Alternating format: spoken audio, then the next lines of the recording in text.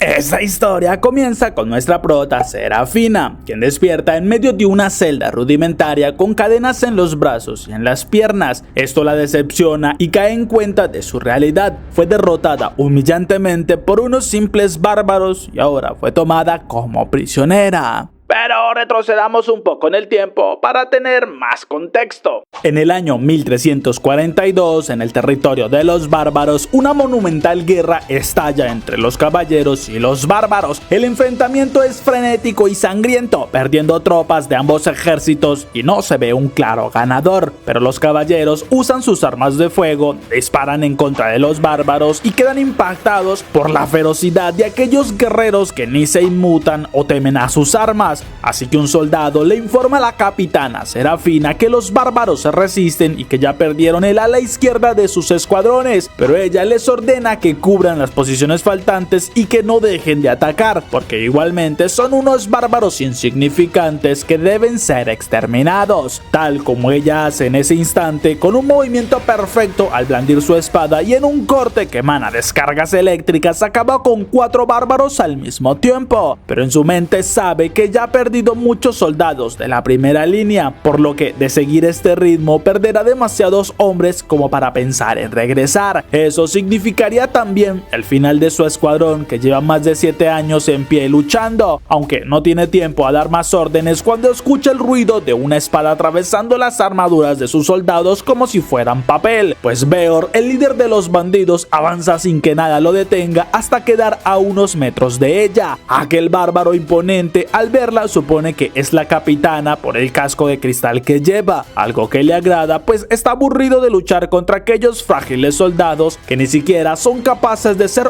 un oponente digno. Pero Serafina queda impactada por la fuerza de este bárbaro y la forma en cómo cortó a sus soldados. Entonces sabe que una retirada no serviría de nada teniendo al más fuerte de los enemigos tan cerca y que no hay más opción que aceptar el duelo que este propone. Así que le avisa a su ateniente que debe decirle a su hermano que ella dio la vida por la patria. Luego se lanza con todo al ataque, pero es bloqueada y lanzada por los aires. Aún así se recompone rápidamente y vuelve con una embestida hacia aquel bárbaro. El ruido metálico de las espadas al chocar y sus gritos de esfuerzo resuenan por todo el campo de batalla, pero Serafina solo puede bloquear los impactos y ruega a la princesa Wisteresia que le brinde su fuerza, aunque cuando lanza su mejor ataque usando todo lo que tiene, la espada en su mano se estrella contra la espada del bárbaro y se rompe en dos. Además, siente como su casco se rompe y eso ya significa su derrota, por lo que amenaza con eliminarse en ese mismo instante, pero Beor lo niega, pues la mira con una sonrisa aterradora, ya que su vida no se terminará allí, sino que tiene muchas ideas de cómo aprovechar su bello cuerpo, porque a partir de ahora ella será de su propiedad.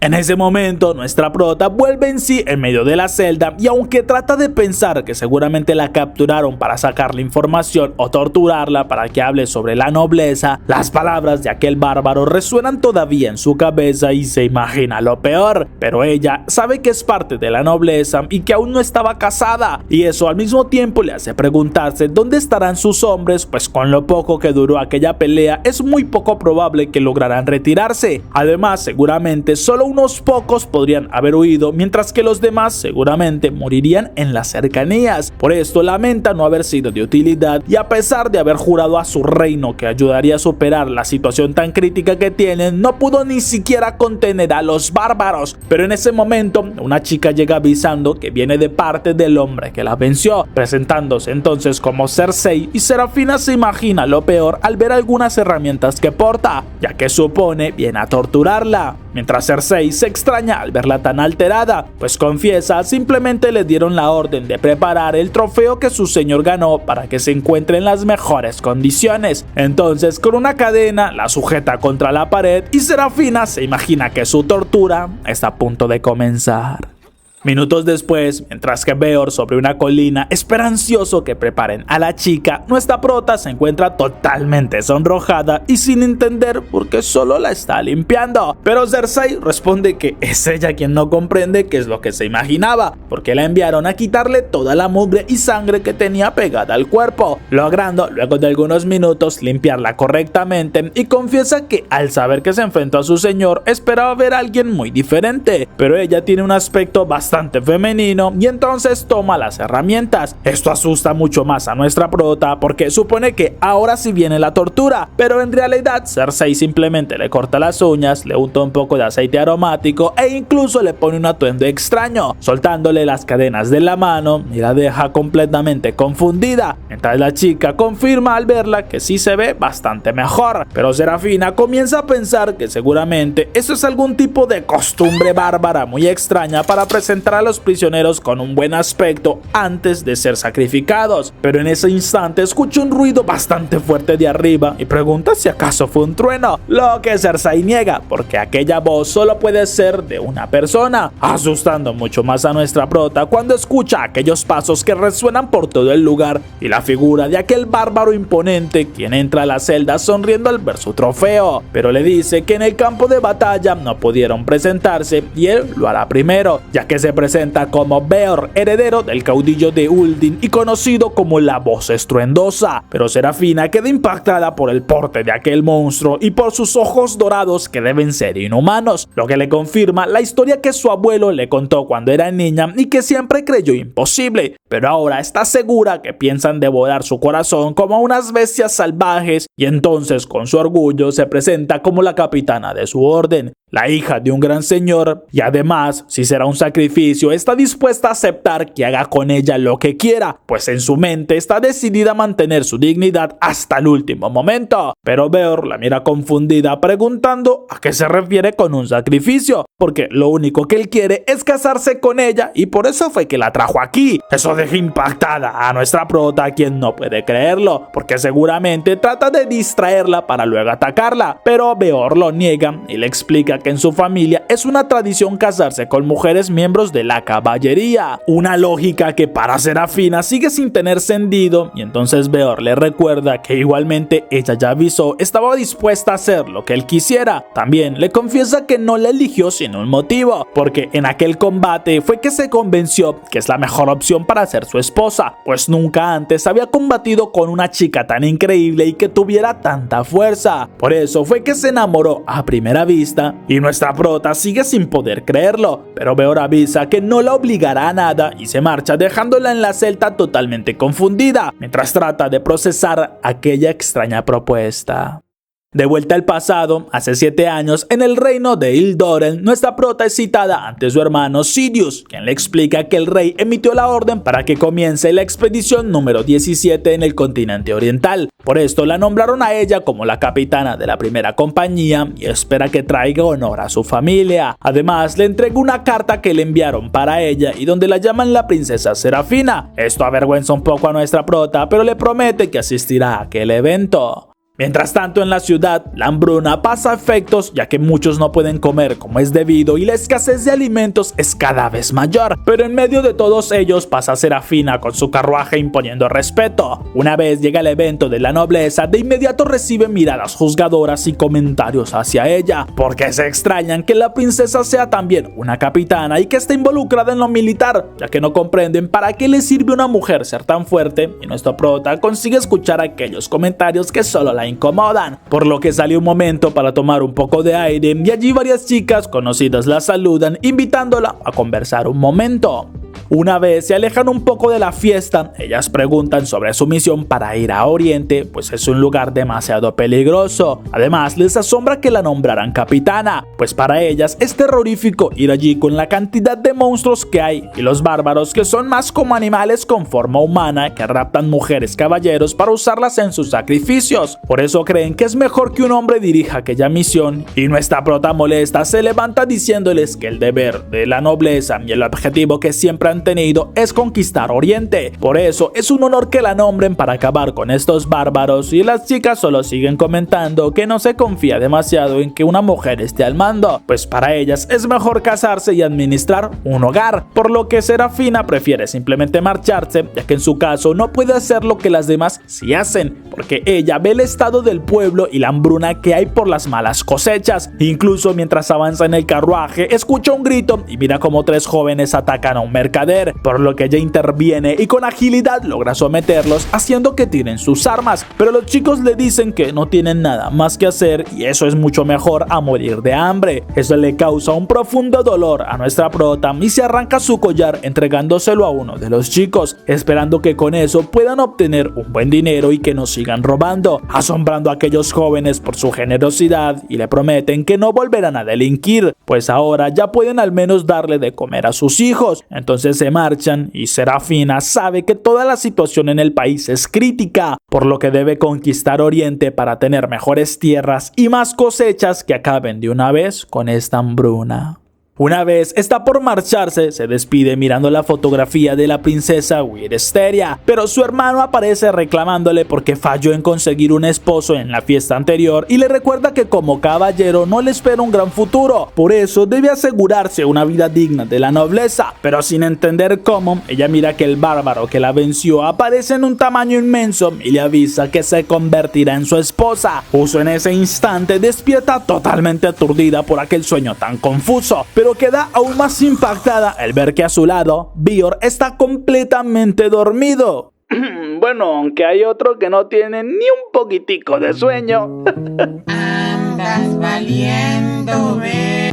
En ese instante, el shock es tan fuerte y su vergüenza tan alta que nuestra prota, Serafina, grita completamente asustada. El estruendo despierta a Beor, quien se incorpora sin entender a qué viene tanto escándalo. ¿Qué haces durmiendo a mi lado?, le pregunta ella con la voz todavía temblorosa. El bárbaro, con una calma exasperante, responde que no debería haber problema con que él duerma en su propio cuarto. Serafina se preocupa aún más. No logra comprender por qué está en esta habitación y sobre todo porque él se encuentra sin nada de ropa. Beor simplemente se ríe de esa actitud. Le dice que no debería preocuparse, pues anoche no hubo ningún problema para ella. Pero para nuestra prota, estas palabras son una sentencia. Si pasaron la noche juntos, su honor ha sido manchado y el riesgo de un embarazo por parte de aquel bárbaro destruiría su prestigio noble. Desesperada, toma la espada de Beor y le ruega que la ejecute allí mismo, pero él la mira con asombro. No entiende cómo es que alguien puede actuar de forma tan extrema por asuntos que él considera triviales como el honor o la vergüenza. Justo en aquel momento de tensión, Cersei entra en la habitación con la ropa lista. Al ver a Serafina, se alegra de que no tenga secuelas de lo que pasó anoche. Eso confunde todavía más a la caballera. Es entonces cuando Beor aclara la situación. Confiesa que, tras la batalla, utilizaron un somnífero paralizante para trasladarla con más calma a este lugar. El problema es que usaron una dosis estándar para un bárbaro, lo que resultó ser un exceso masivo para una chica tan común como ella, por lo que comenzó a vomitar y se desmayó por la toxicidad de aquel compuesto. Por ese motivo tuvieron que trasladarla hasta la habitación más cómoda de la casa. Entonces, ¿no pasó nada anoche?, pregunta nuestra prota, aún intentando procesar aquella información. Beor lo confirma, ni siquiera la tocó, pues estaba demasiado afectada por aquella sustancia. Tras cambiarse, le avisa que el desayuno ya está listo y le recomienda que se calme un poco, pues todavía lleva desde el día de la batalla sin comer y necesita recuperar fuerzas. Al quedarse sola, Serafina se siente todavía más humillada por depender de quienes considera simples salvajes. Recuerda con amargura los consejos de su abuelo, el cual lamentaba que ella no fuera un hombre para asegurarse de esta manera un alto rango en el puesto militar, mientras que su hermano siempre le insistía en que buscara un esposo en lugar de blandir una espada. Sin embargo, las palabras de Beor, quien aseguró haberse enamorado de su técnica de combate, resuenan en su mente, aunque ella todavía se niega a creerlo.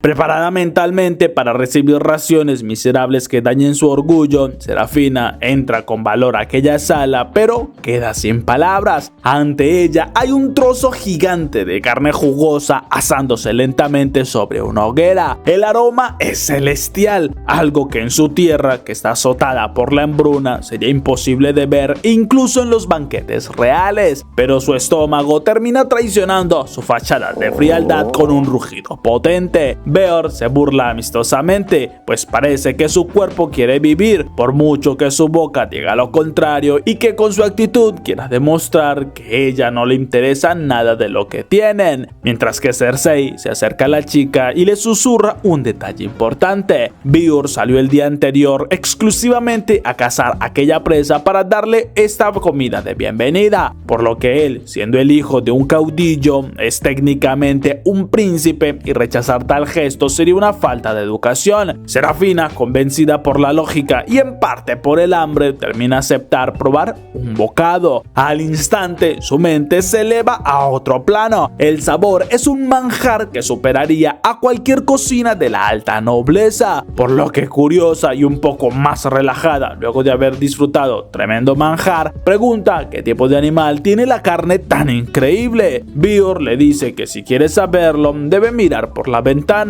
Nuestra prota la acepta pensando que en un futuro podrían domesticar a aquellas bestias y así tener de esa misma carne en el occidente, pero queda impactada al ver a los guerreros diseccionando un monstruo gigantesco. Son dragones, le dice Beor con total naturalidad, una plaga por este territorio, pero Serafina no puede creerlo. Los libros de su tierra dicen que los dragones escupen fuego y que su carne es un veneno mortal. Beor lo confirma, pues algunas especies sí que lo son, aunque esta es una verdadera delicia. Al final, la nobleza de Serafina sucumbe ante el hambre, devora toda la ración en cuestión de minutos, demostrando a los bárbaros que, a pesar de sus protestas, tiene un instinto de supervivencia tan fuerte como el de ellos.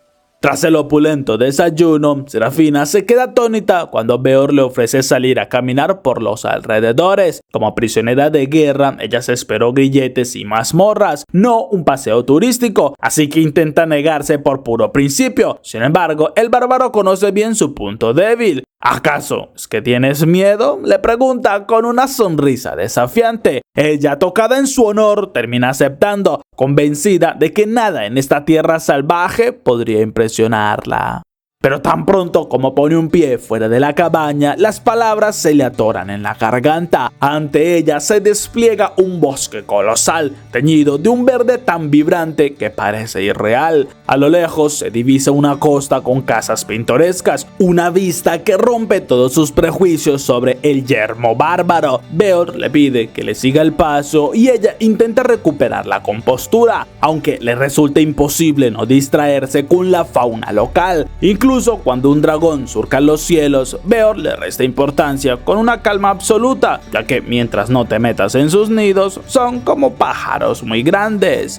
Tras algunos minutos de caminata, un rugido constante llena el aire. Al doblar un sendero, Serafina queda nuevamente deslumbrada. Una enorme cascada se alza ante ellos, vertiendo agua cristalina que brilla bajo el sol. Es un paisaje que deja en ridículo a los jardines reales de Occidente. Beor le explica que no intenta presumir, sino que quiere que se acostumbre a lo que a partir de ahora se convertirá en su hogar. Entonces le lanza una bomba. Le ordena que se quite la ropa para darse un baño. El honor de Serafina estalla en 1000 pedazos. «¡Eso es una indecencia!», exclama totalmente avergonzada. Pero Beor le explica que al no tener baños privados en las casas, el arroyo es el centro social donde tanto hombres como mujeres se asean por igual. Cersei es quien interviene con pragmatismo, advirtiéndole que el aceite aromático que le pusieron se está agotando y muy pronto comenzará a oler a caballería tras una batalla.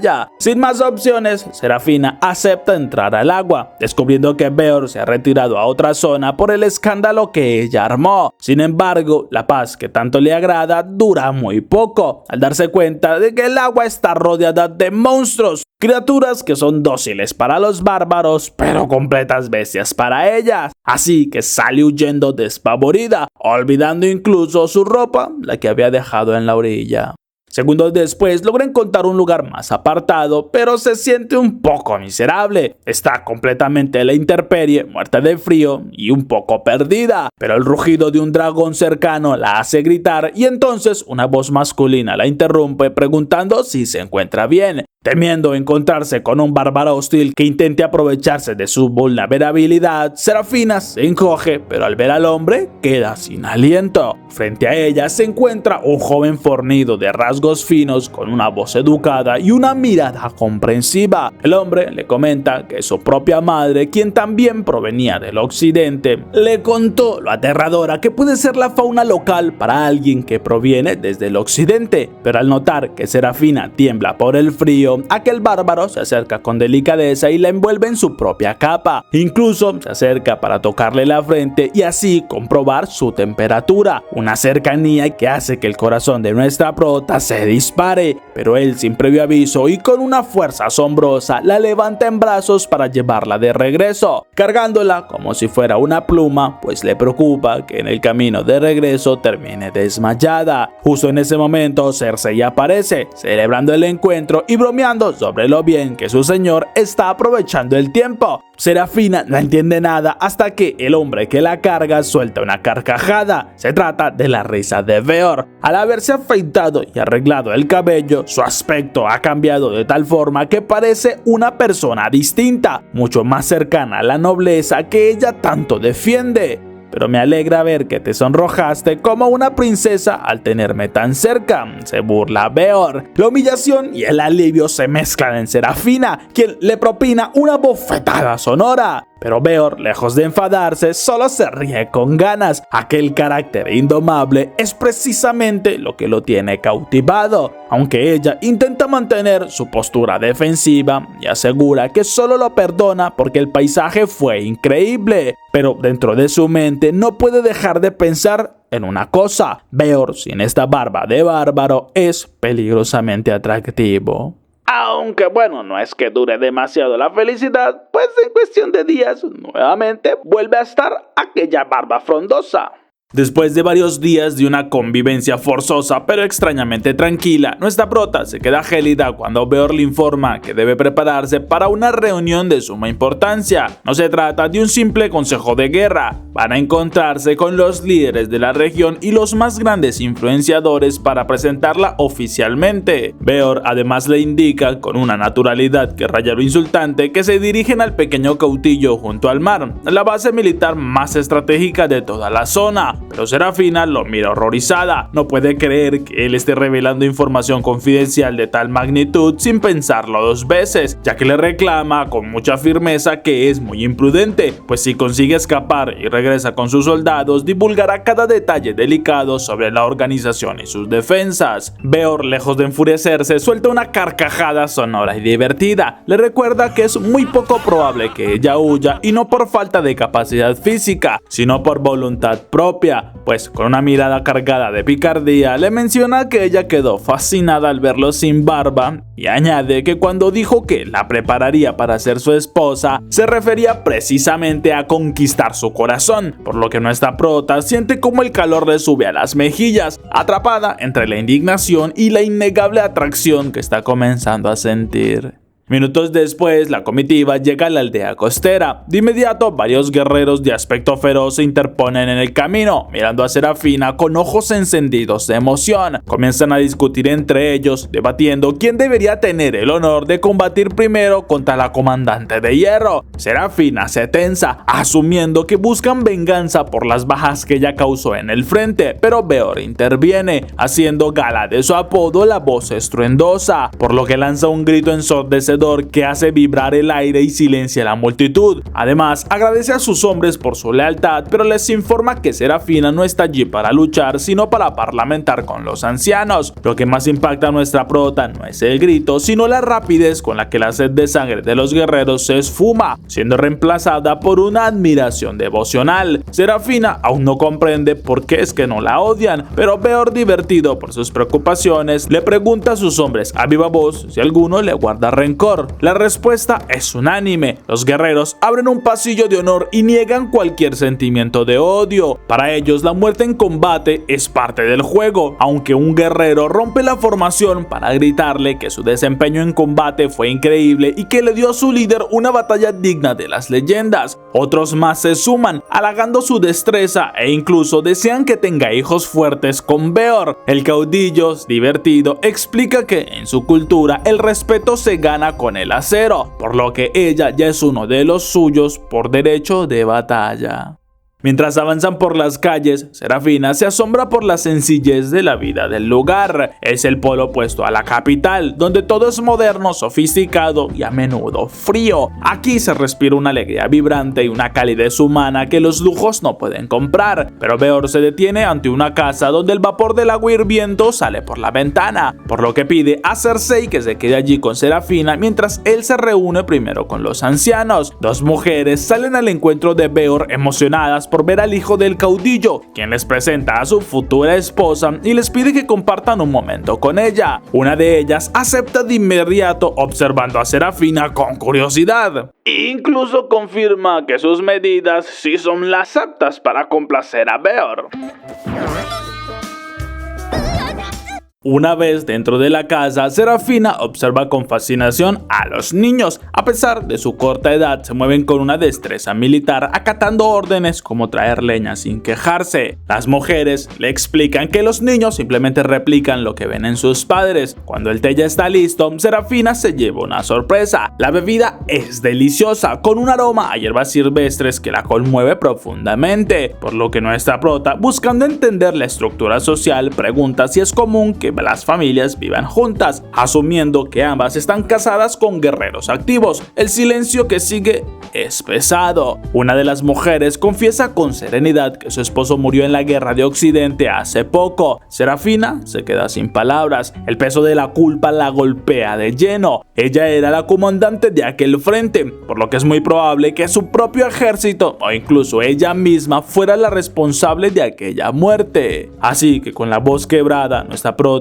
se disculpa, pues seguramente fue su ejército el que causó aquel sufrimiento, pero confiesa no espera perdón, aunque aceptará su odio y los deseos que tengan de venganza. La reacción de las mujeres la deja en shock, pues no hay rastro de odio en sus rostros, sino una confusión genuina. Ellas explican que no tienen motivo para odiarla, tuvieron la suerte de despedirse de los hombres que amaban y ellos les dejaron el regalo más grande, sus hijos. Además, explican que en esta tierra la muerte es una compañera constante, ya sea por la guerra o por las bestias salvajes, así que no se preocupan por el final, sino que disfrutan aún más de la vida mientras la tienen. Esta revelación causa una fractura en el sistema de creencias de Serafina. Todo lo que le enseñaron sobre el enemigo, sobre el honor y sobre el dolor de la pérdida se desmorona ante la sabiduría ancestral de estas mujeres, pues aquí la vida no se mide por la supervivencia, sino por la intensidad del vínculo.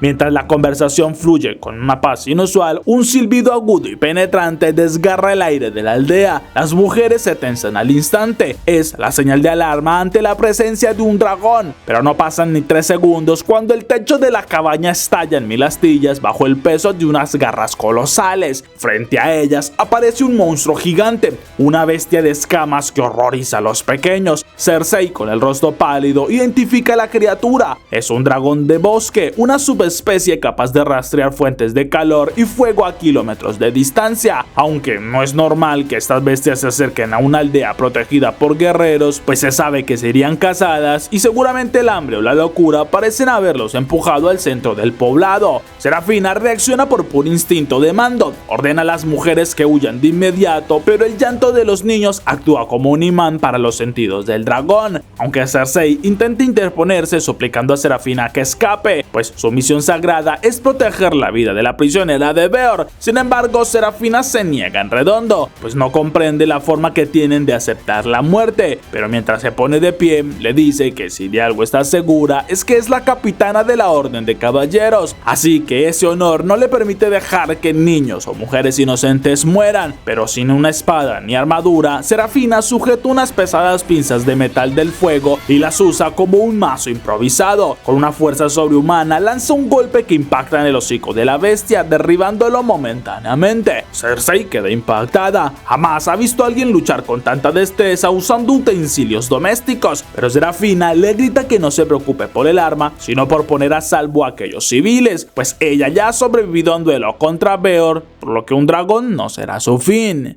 Mientras tanto, en el otro extremo de la aldea, Beor lidera la defensa con una eficiencia letal. Con un tajo preciso de su mandoble, acaba con un dragón, mientras sus hombres le informan que el ataque es de 4 bestias en total. Beor confía en que Cersei y Serafina están a salvo, pero la duda muerde su mente mientras ordena cazar a los otros 3. Minutos después, tras abatir a la mayoría de los invasores, Cersei llega casi sin aliento, informando que un dragón ha atacado la casa donde estaban y que Serafina se encuentra luchando sola para ganar tiempo. Aunque antes de que Cersei termine la frase, Beor ya sale disparado a una velocidad que desafía la vista, e impulsado por una urgencia que no logra ocultar. En la cabaña destruida, Serafina comienza a desfallecer. Aunque pensó que al aire libre le daría la ventaja, la agilidad del dragón es superior, por lo que en un bloqueo desesperado, sus pinzas de metal se quiebran bajo la presión de las mandíbulas enemigas. Indefensa y con el monstruo rugiendo frente a su rostro, Serafina suelta lo que queda de su arma. En ese segundo, en silencio, acepta su destino. Al menos morirá como la guerrera que siempre fue. De repente, una voz poderosa retumba entre las ruinas, ordenándole que se tape los oídos. Se trata de Beor, quien sin perder un instante libera un grito tan potente que el mismo aire parece solidificarse. El estruendo es tal que los tímpanos del dragón revientan y la bestia se desploma aturdida por la vibración, pero con un movimiento fluido, Beor cruza la distancia y corta al monstruo por la mitad de un solo tajo limpio. Serafina queda sin palabras ante semejante demostración de poder bruto. Beor se gira hacia ella, pero su expresión no es de triunfo, sino de una gratitud profunda. Le agradece no solo como el futuro caudillo por haber salvado a su gente, sino como hombre. Le confiesa que lo que más le importa es verla sana y salva, admitiendo finalmente que su bienestar es su prioridad absoluta. Esas palabras, cargadas de una sinceridad que nuestra prota no esperaba encontrar en un bárbaro, rompen sus defensas finales. Las lágrimas brotan sin que pueda detenerlas. El cansancio, el miedo y la confusión emocional se desbordan. Por primera vez en mucho tiempo, la capitana de hierro permite que sus sentimientos tomen el control.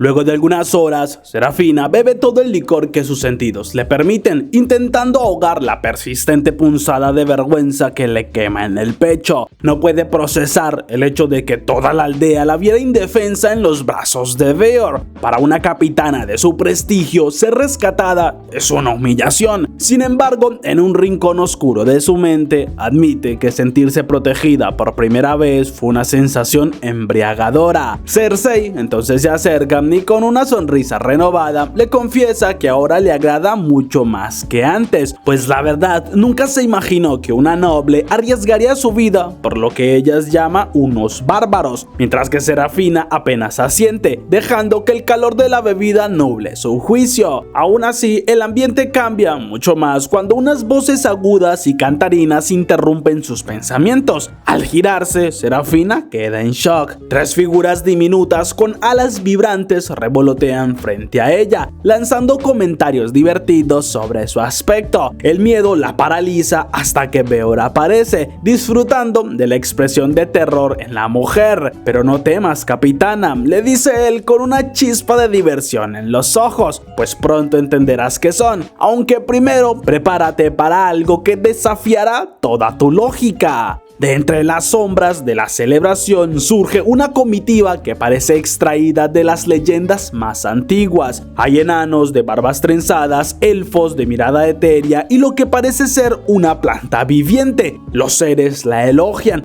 murmurando entre ellos que ahora comprenden por qué Voz Estrenduosa la eligió como su compañera. Serafina, abrumada, se desploma en su asiento, convencida de que el exceso de bebida le está provocando alucinaciones de alto alto nivel. Uno de los enanos, de manos callosas y mirada firme, se adelanta, la felicita por su valentía y como tributo a la futura esposa de su líder le ofrece un obsequio digno de la realeza, una espada de una belleza inquietante. Beor la insta a que la acepte, asegurándole que está ante los mejores forjadores del mundo, pero nuestra prota no está totalmente convencida y desenvaina la hoja. En ese instante el mundo parece detenerse, el color del metal es de un blanco lunar con un brillo que no refleja solo la luz, sino que parece emitirla. La simetría de la forja es casi divina y el filo tan delgado que parece invisible, prometiendo cortar el aire mismo. Está forjada en una aleación de plata verdadera, gruñe el enano con bastante orgullo, algo que en tus tierras los hombres la llaman mitrilo. El impacto de sostener un arma de leyenda apenas le permite escuchar las presentaciones oficiales, pues Beor presenta a los 13 ancianos enanos, al brote de árbol sagrado Nimhala, a Itz, el representante de los elfos, y a la reina de las hadas. Pero Serafina se siente superada. Los dragones a los que se enfrentó hace poco parecen simples animales comparados con esta asamblea mítica, mientras que Itz, con la parsimoniosa propia de su raza, comenta que no les sorprende su reacción. Ya están acostumbrados a que los hombres del occidente los traten como solo literatura de ficción, pero Beor aclara que esta reunión es de la Alianza Tribal, una unión de las 5 grandes tribus que conviven en armonía con la naturaleza desde el inicio de los tiempos. Aunque Serafina todavía tiene dudas sobre qué sucede con las guerras de Oriente, así que Beor es tajante. La alianza no se entromete en conflictos territoriales ni en cacerías de dragones. Su vínculo es para fortalecer la vida, no para la muerte. Sin embargo, el tono de la charla cambia y se vuelve algo sombrío cuando mencionan a los engendros, los seres más temibles que incluso cualquier dragón. El nombre provoca un silencio incómodo en la mesa y Nimhala se apresuró a ofrecer comida para cambiar el tema. Así que entre bromas de las hadas sobre el compromiso y la vitalidad de la descendencia que ella tendrá con Beor, Serafina observa su atuendo con unos nuevos ojos. Ahora comprende que su vestido fue tejido por aquellas mismas hadas. Su collar fue moldeado por los enanos en una combinación de mitrilo y de oro. Además, su espada, que también fue forjada por los enanos, ahora entiende que está encantada por aquel elfo. Todo en ella es un regalo de aquella alianza especial. Por primera vez, la rígida capitana se permite maravillarse, sintiendo que ha dejado atrás su antigua realidad para entrar en una vida de ensueño.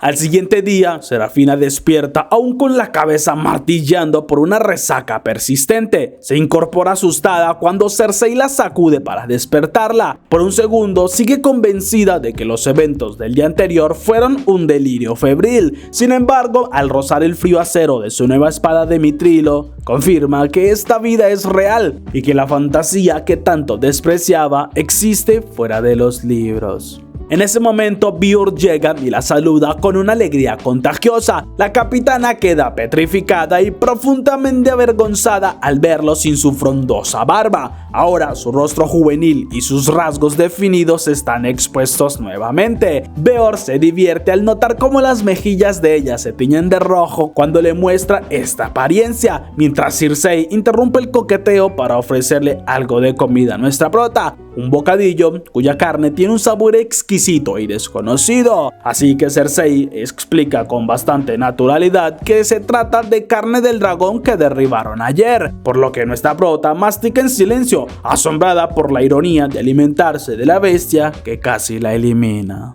En ese momento Beor la insta a ponerse en marcha, pues alguien en la aldea afirma conocerla y desea verla. Durante el camino, Serafina repasa mentalmente cada enemigo con el que se ha cruzado espadas, esperando encontrar a un guerrero sediento de venganza. En su lugar, llegan ante una mujer embarazada que irradia una paz absoluta. La mujer, con una sonrisa, le dice a Serafina que sigue siendo tan fuerte como siempre, pero la capitana aturdida no logra reconocerla hasta que la mujer se presenta como Nileia. El shock es total, pues Nileia fue una antigua compañera amiga de hace 4 años que la acompañó en su expedición, una de aquellas misiones para asegurar uno de los territorios en disputa donde tuvieron una feroz batalla contra los bárbaros. Allí, Nileya terminó siendo herida por uno de los enemigos y creyó que había muerto en el campo de batalla, por lo que grita completamente impactada sin entender qué hace aquí y mucho menos embarazada. Pero Nileya le confiesa que se trata de su segundo embarazo y que tiene muchas cosas por contarle, así que le invita a pasar para poder explicarle todo.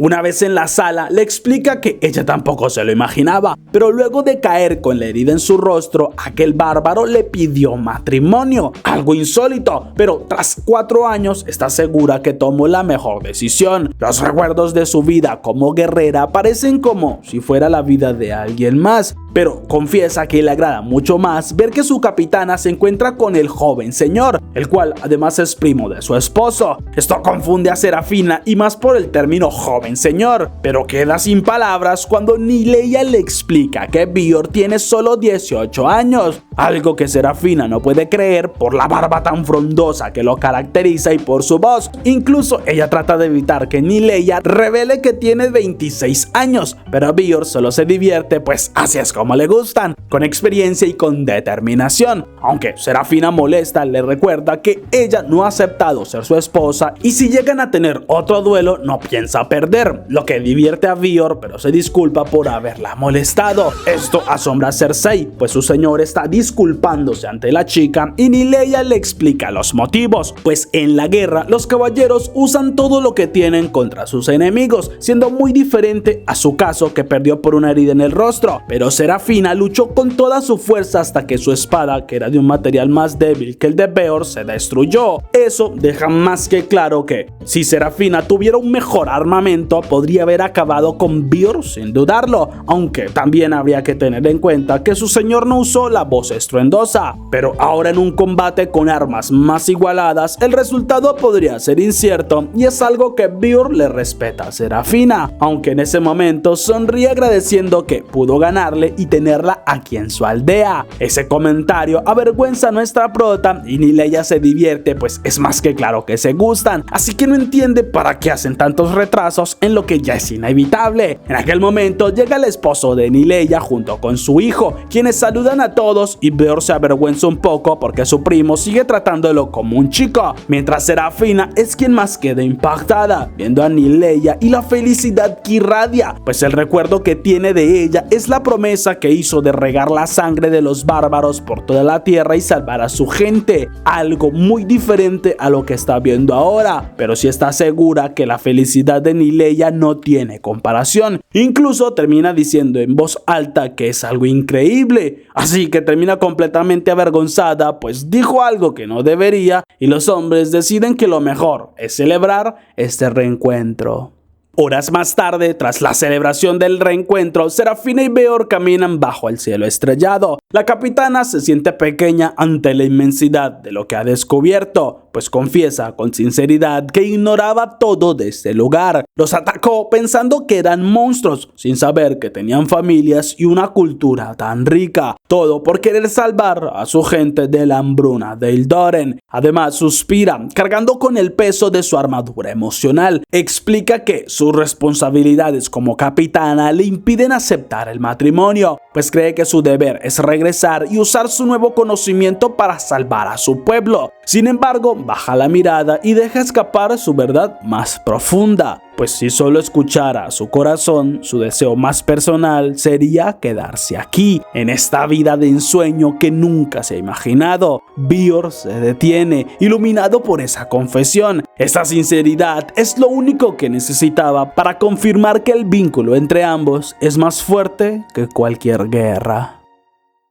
Bajo la sombra de árboles milenarios, un grupo de exploración avanza con cautela. Marcius lidera la formación con un paso firme, mientras sus caballeros la rodean con una formación defensiva impecable. el silencio del bosque se rompe con un crujido súbdito en los arbustos cercanos, provocando que el escuadrón se ponga en guardia de inmediato. El temor a los monstruos que acechan la zona nubla sus sentidos, pero tras unos segundos de tensión asfixiante, un ciervo emerge de la maleza. Los hombres relajan sus defensas, suspirando con alivio, lo que desata el desprecio de Marcius, pues ella como líder les reclama su fragilidad, ya que como miembros de la prestigiosa Orden de la Expedición Oriental, su valía solo se demostrará si rescatan a la capitana Serafina y regresan a la ciudad con la gloria de haber sometido a los bárbaros.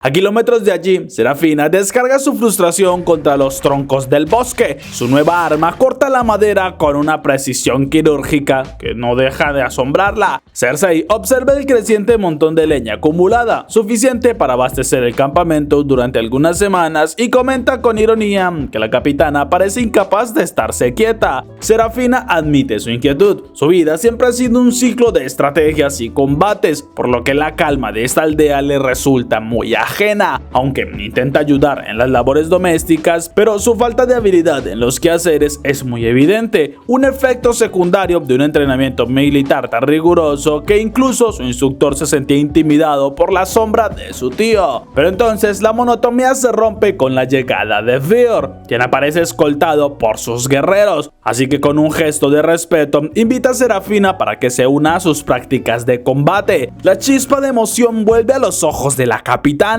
Veor además le pide a Cersei que prepare el equipo de su prometida, preparando el escenario para un reencuentro con su verdadera naturaleza. Cersei entonces guía a Serafina hacia la imponente armadura de la capitana. La guerrera se asombra al ver que el metal brilla como si nunca hubiera conocido la derrota, por lo que Cersei explica que tras la batalla ella se encargó personalmente de realizarle un mantenimiento exhaustivo, aunque el casco de cristal permanece como un recuerdo inseparable de su pasado. Así que mientras la ayuda a colocar las piezas de su armadura en un proceso sagrado, Serafina nota con extrañeza que Cersei posee conocimientos técnicos del occidente que pocos extranjeros dominan. Minutos después, cuando Serafina sale al claro, vestida con su acero plateado, un rugido de ánimo surge de los guerreros locales, pues enfrentarse a la legendaria capitana es un honor que han deseado desde que llegó, mientras ella acepta el desafío con solemnidad, tomando la espada de madera que Veor le arroja para evitar heridas fatales, aunque la intensidad del ambiente sugiere que el duelo será real.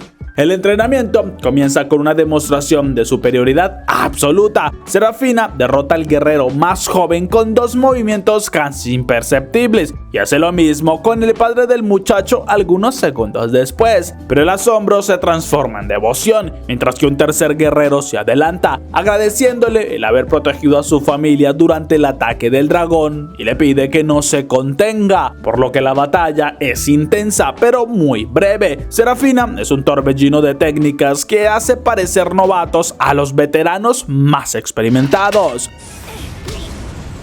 Mientras tanto, Buff Meg le explica a una impactada Cersei la naturaleza de lo que está presenciando. No es solo fuerza física, es fuerza de voluntad, ya que le explica que mientras los espíritus y otras razas viven de sueños y con mucha eternidad, los humanos poseen una voluntad más feroz debido a la brevedad de sus vidas. Esa urgencia potencia sus técnicas, convirtiendo cada golpe en una manifestación de su alma. La teoría se confirma cuando Veor y Serafina chocan sus armas en un duelo final. El impacto es tan poderoso que ambas espadas de madera estallan en astillas al mismo tiempo, sellando un empate técnico. La capitana sonríe, liberada finalmente de su aburrimiento, y mientras agradece a Veor por el desafío, la euforia del entrenamiento se desvanece instantáneamente, pues un mensajero irrumpe en el claro. Algo agotado, llega anunciando que un Morisuberi ha llegado desde los peligrosos bosques occidentales. Minutos después, el silencio del bosque se siente interrumpido por el jadeo de los guerreros en sus puestos. Serafina observa la maleza con una inquietud creciente. La mirada sombría que Veor mostró al recibir el mensaje no abandona su mente. Varios monstruos han cruzado la frontera heridos y lo más alarmante es la naturaleza de sus lesiones. Son cortes y quemaduras hechos claramente por humanos, pero en estas tierras los guerreros de la naturaleza siempre rematan a sus presas, pues dejan dejar a una criatura sufriendo es un pecado contra el orden del bosque. De pronto, la señal resuena. Los guerreros se abalanzan con una coordinación perfecta sobre una mole que surge de las sombras, así que usando cuerdas reforzadas logran inmovilizar a la bestia. Serafina, aprovechando la apertura, salta con una agilidad sobrehumana y hunde la espada en el cráneo del monstruo. La inercia la termina lanzando por los aires, pero Beor la atrapa antes de que toque el suelo. Tras unos últimos espasmos, el Morizuberi muere. Los gritos de victoria no tardan en estallar. Han abatido a unos de los pocos dragones auténticos que quedan, criaturas que según las leyendas de los Its solían surcar los cielos gracias a su fuerza de voluntad antes de perder sus alas y quedar confinados a la tierra. Pero tras revisar el cadáver, el asombro se transforma en sospecha. Beor señala una herida muy extraña, una quemadura profunda que no presenta carbonización. No ha sido causada por un fuego común, sino por algo que guarda una similitud aterradora con los hechizos de los elfos. Así que Beor interroga a Serafina sobre la existencia de magos en Occidente, pero ella niega esa posibilidad. La expedición solo contaba con soldados y caballeros. Sin embargo, un recuerdo gélido cruza su mente: el clero de las comuneras, aquellas capellanas que acompañaban al ejército para realizar rituales de luz y de sanación. Los caballeros las veneran por sus poderes milagrosos, pero Serafina jamás las vio usar su fe para el combate ofensivo. Aunque la discusión se corta cuando Bufmek llega al claro con el rostro pálido. Advierte que alguien está manipulando la magia sin catalizadores y que una calamidad se aproxima. Beor se tensa y ordena a la mitad de sus hombres llevarse al dragón a la aldea para prepararse para lo peor, pues explica con severidad a Serafina que una calamidad aparece cuando los hombres ignoran el orden de la naturaleza, ya que lo que viene ahora es un engendro de aquel desprecio. Mientras tanto, en las profundidades del bosque, los soldados occidentales retroceden ante otro dragón. Marcius, con una expresión que bordea lo diabólico, abre un libro antiguo y comienza a invocar una energía prohibida. Entonces, un estallido de humo y luz derriba a la criatura frente a los ojos de Beor y Serafina, que ya se aproximaban. Al disiparse el humo, la capitana reconoce a Marcius. La clériga exhala satisfacción, pero su rostro cambia a una alegría fanática al encontrar a Serafina con vida. Pero Beor es quien da un paso al frente, comprendiendo por fin quién ha causado el desorden en su bosque, mientras Marcius retrocede asqueada al ver un grupo de bárbaros. Serafina intenta mediar, pidiendo diálogo y paz, pero Marcius estalla en risas despectivas. No comprende cómo es que su capitana puede confraternizar con los enemigos con los cuales han estado en guerra por más de 700 años. Entonces grita mientras abre su libro que Dios está de su lado, pues estos milagros demuestran que estas tierras bárbaras les pertenecen por derecho divino. Entonces lanza un proyectil de luz que Serafina bloquea apenas con su escudo, sintiendo el impacto de una fuerza que no pertenece a este mundo, mientras que Beor, indignado, le advierte que ese poder no es suyo, sino que lo está robando del bosque mismo. Pero ignorando las advertencias, Marcius comienza a canalizar aún más energía. Entonces el ambiente comienza a distorsionarse,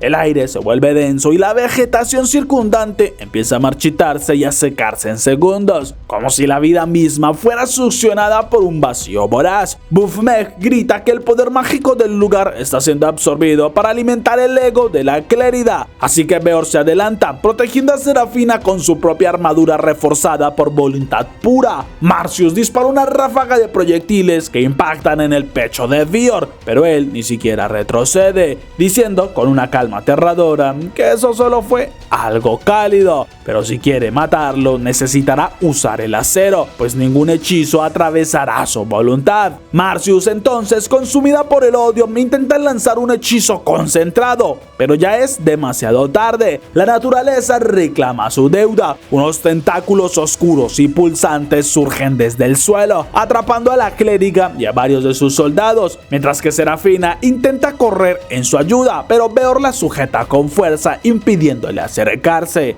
Ante ellos se alza el engendro, una aberración de cientos de ojos y extremidades viscosas que emerge de la tierra muerta. Es la criatura más peligrosa de este mundo, el resultado final de haber ignorado el orden de la naturaleza.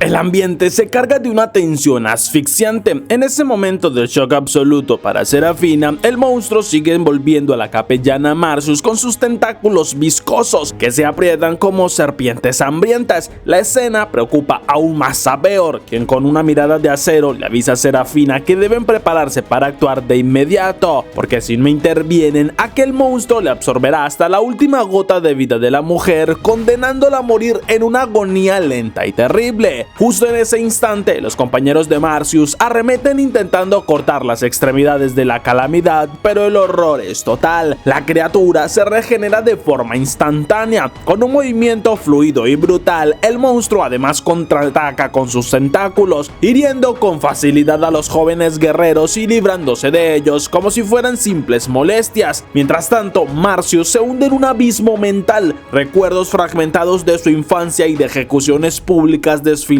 por su mente, desgarrando su interior. Ella ruega a gritos que esa presencia salga de su cabeza, lo que le indica a Beor que la calamidad ya ha iniciado su asalto psíquico. Mientras que Beor comienza a dictar órdenes precisas a los guerreros, Serafina, impulsada por un instinto protector, salta hacia el monstruo. Se disculpa en el aire por no esperar el comando oficial, pero al ver a aquellos soldados heridos, comprende que la responsabilidad de salvar a alguien como Marcius recae sobre sus hombros, así que como capitana está decidida a darle una segunda oportunidad. Entonces Serafina corta los tentáculos a su paso, abriéndose camino, pero cuando está lo suficientemente cerca, la masa de extremidades la supera. Beor, entonces furioso por el riesgo que corre ella, utiliza su voz estruendosa, un rugido que hace vibrar el aire y aturde a la calamidad, obligándola a liberar a Serafina, mientras que él la sostiene en sus brazos y le asegura que no la dejarán sola. Todos están dispuestos a ayudar porque conocen su valentía y se sienten en deuda por las vidas que salvó durante el ataque del dragón. Nuestra prota, conmovida por este gesto, les agradece profundamente, pero Beor retoma el mando y revela su hallazgo. Su voz estruendosa ha dejado al descubierto el núcleo de la criatura, así que el plan es simple pero algo peligroso. Él gritará nuevamente para exponer el punto débil, mientras que los guerreros mantienen a raya los tentáculos, dejando el paso libre para que Serafina aseste el golpe de gracia. Ella acepta el desafío con determinación, así que cuando el núcleo se hace visible, se lanza con su espada cargada de voluntad pura, logrando una estocada directa en el pecho del monstruo. El acero atraviesa el corazón de la calamidad y segundos después la criatura desaparece en una estela de luz. Aunque nuestra prota queda inconsciente cuando del cielo comienzan a llover capellanas.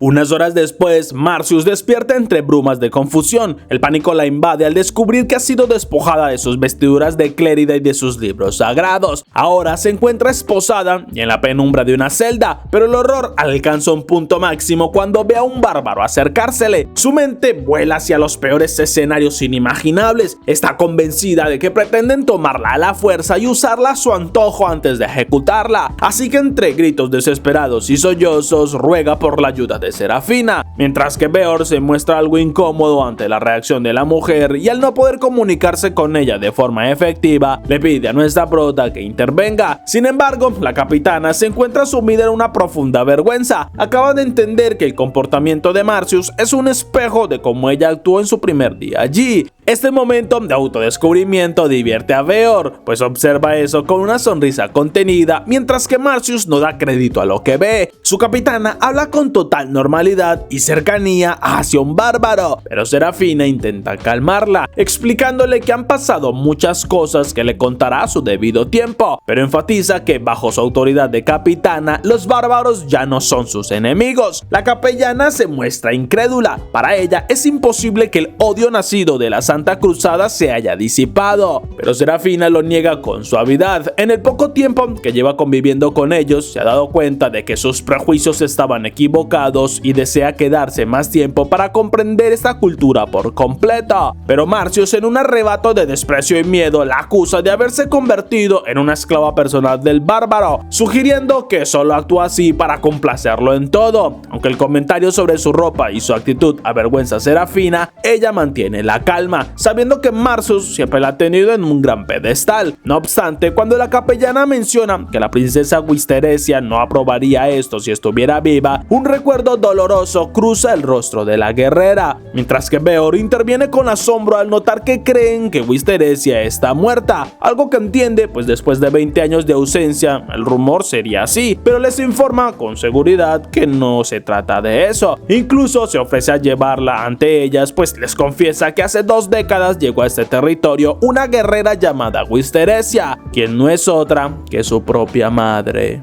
¿Qué? ¿Qué?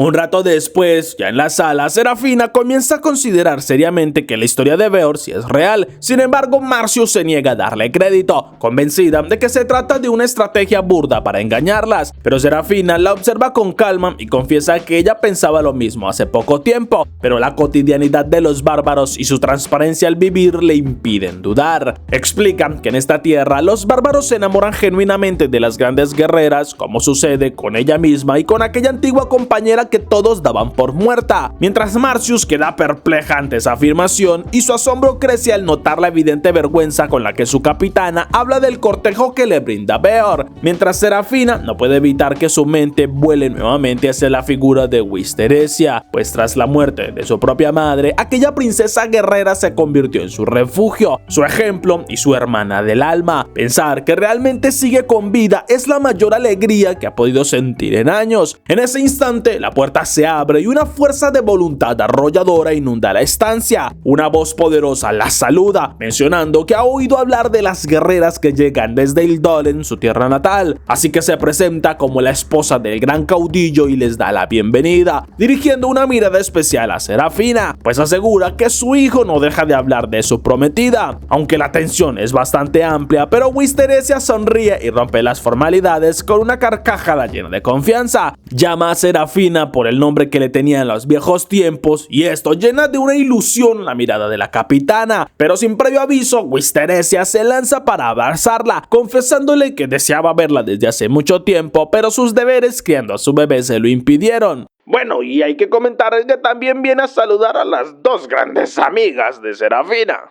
Mientras que Beor, algo apenado, le pide a su madre que no moleste tanto a su prometida, y eso desata la diversión de Wisteresia, quien pregunta con picardía hasta dónde ha llegado la relación, y Beor, rojo de vergüenza, aclara que apenas están en la etapa de cortejo. La mujer finge desilusión cuando Serafina confirma que sigue siendo una doncella y ríe prometiendo que una vez pruebe un poco de aquella vida quedará realmente encantada. Pero mientras aquellos comentarios avergüenzan a la pareja, Marcius interrumpe para preguntar si realmente se encuentra frente a la santa Wisteresia. La guerrera se muestra molesta, suponiendo que Marcius pertenece a la secta mentirosa del reino. Ante la ofensa de la capellana, ella responde que su orden guarda una historia de la humanidad, pero Wisteresia responde con desdén que aquella historia no tiene nada de valor en estas tierras, pero el diálogo se interrumpe cuando oye que la llaman del exterior. Entonces Wisteresia anuncia que deben ir a la playa, pues han acabado con un dragón auténtico y una calamidad, lo que merece una celebración legendaria. Una vez en la arena, Serafina observa con asombro el ritual de agradecimiento frente a la cabera del dragón que ella misma eliminó. Comprende entonces que los bárbaros no ven a la bestia como un trofeo de odio, sino que agradecen a la naturaleza por el sustento que su vida les brinda. No dejan ni un solo trozo de carne sin aprovechar y limpian los huesos con una reverencia casi religiosa. Es una gratitud total, muy distinta a la de Ildóren, donde la muerte se oculta y se teme. Además, al probar la carne, Serafina siente que el sabor la eleva a otra dimensión. Es tan increíble que llega a pensar que si tales bestias existieran en su reino ya las habrían extinguidos por el solo placer de comerlas. En ese momento, Wisteresia se acerca ofreciéndole un poco de vino de cuarzo, una destilada que proclama como la mejor del mundo. Serafina decide alejarse un poco para disfrutar de la comida y la bebida, proyectando una imagen de paz que deja a Marcius horrorizada. La capellana se niega incluso a recibir la carne que Cersei le ofrece, a pesar del hambre que tiene, pues la desprecia por solo venir de manos bárbaras, mientras Cersei contiene su respuesta diciéndole que debería ser más agradecida, pues está viva tras ser sometida por una calamidad gracias a quienes ella llama bárbaros. Obligada por la situación, Marcius termina probando un bocado y esa carne hace que sus sentimientos estallen. El sabor actúa como un detonante de su culpa por los guerreros que murieron debido a su terquedad de creer que rescatar a Serafina sería una tarea fácil, por lo que allí en medio de la fiesta y celebración, ella comienza a desahogarse entre lágrimas. Mientras tanto, Serafina conversa con Wisteresia en medio de una nostalgia mientras recuerdan momentos pasados. Wisteresia comenta que el collar de compromiso le queda espléndido y eso sorprende a Serafina, pues esperaba un anillo, aunque la mujer le explica que en combate es fácil perder una mano contra las bestias, por lo que el símbolo de compromiso se lleva en el cuello para que sea más difícil de quitar. Además, le explica que la tradición de los regalos de compromiso fue adoptada tras la llegada de muchas mujeres de Ildoren. Originalmente, las mujeres eran quienes seducían a los hombres y la familia se formalizaba con el primer hijo sin contratos ni anillos. Además, revela que muchos en el territorio tienen sangre de Ildoren debido a los prisioneros de guerra y que los bárbaros se enamoraban de aquellas guerreras, por lo que ahora no hay un impedimento real para que ella se una con Beor. Sin embargo, sí le hace una petición, que sea honesta con los sentimientos que tiene hacia su hijo. Serafina, avergonzada, se escuda en su obligación de llevar la felicidad a su pueblo, pero Wisteresia la desarma con una verdad dolorosa. Ha pasado toda su vida luchando por los demás y jamás se ha permitido descubrir qué significa la felicidad propia. La capitana queda perpleja.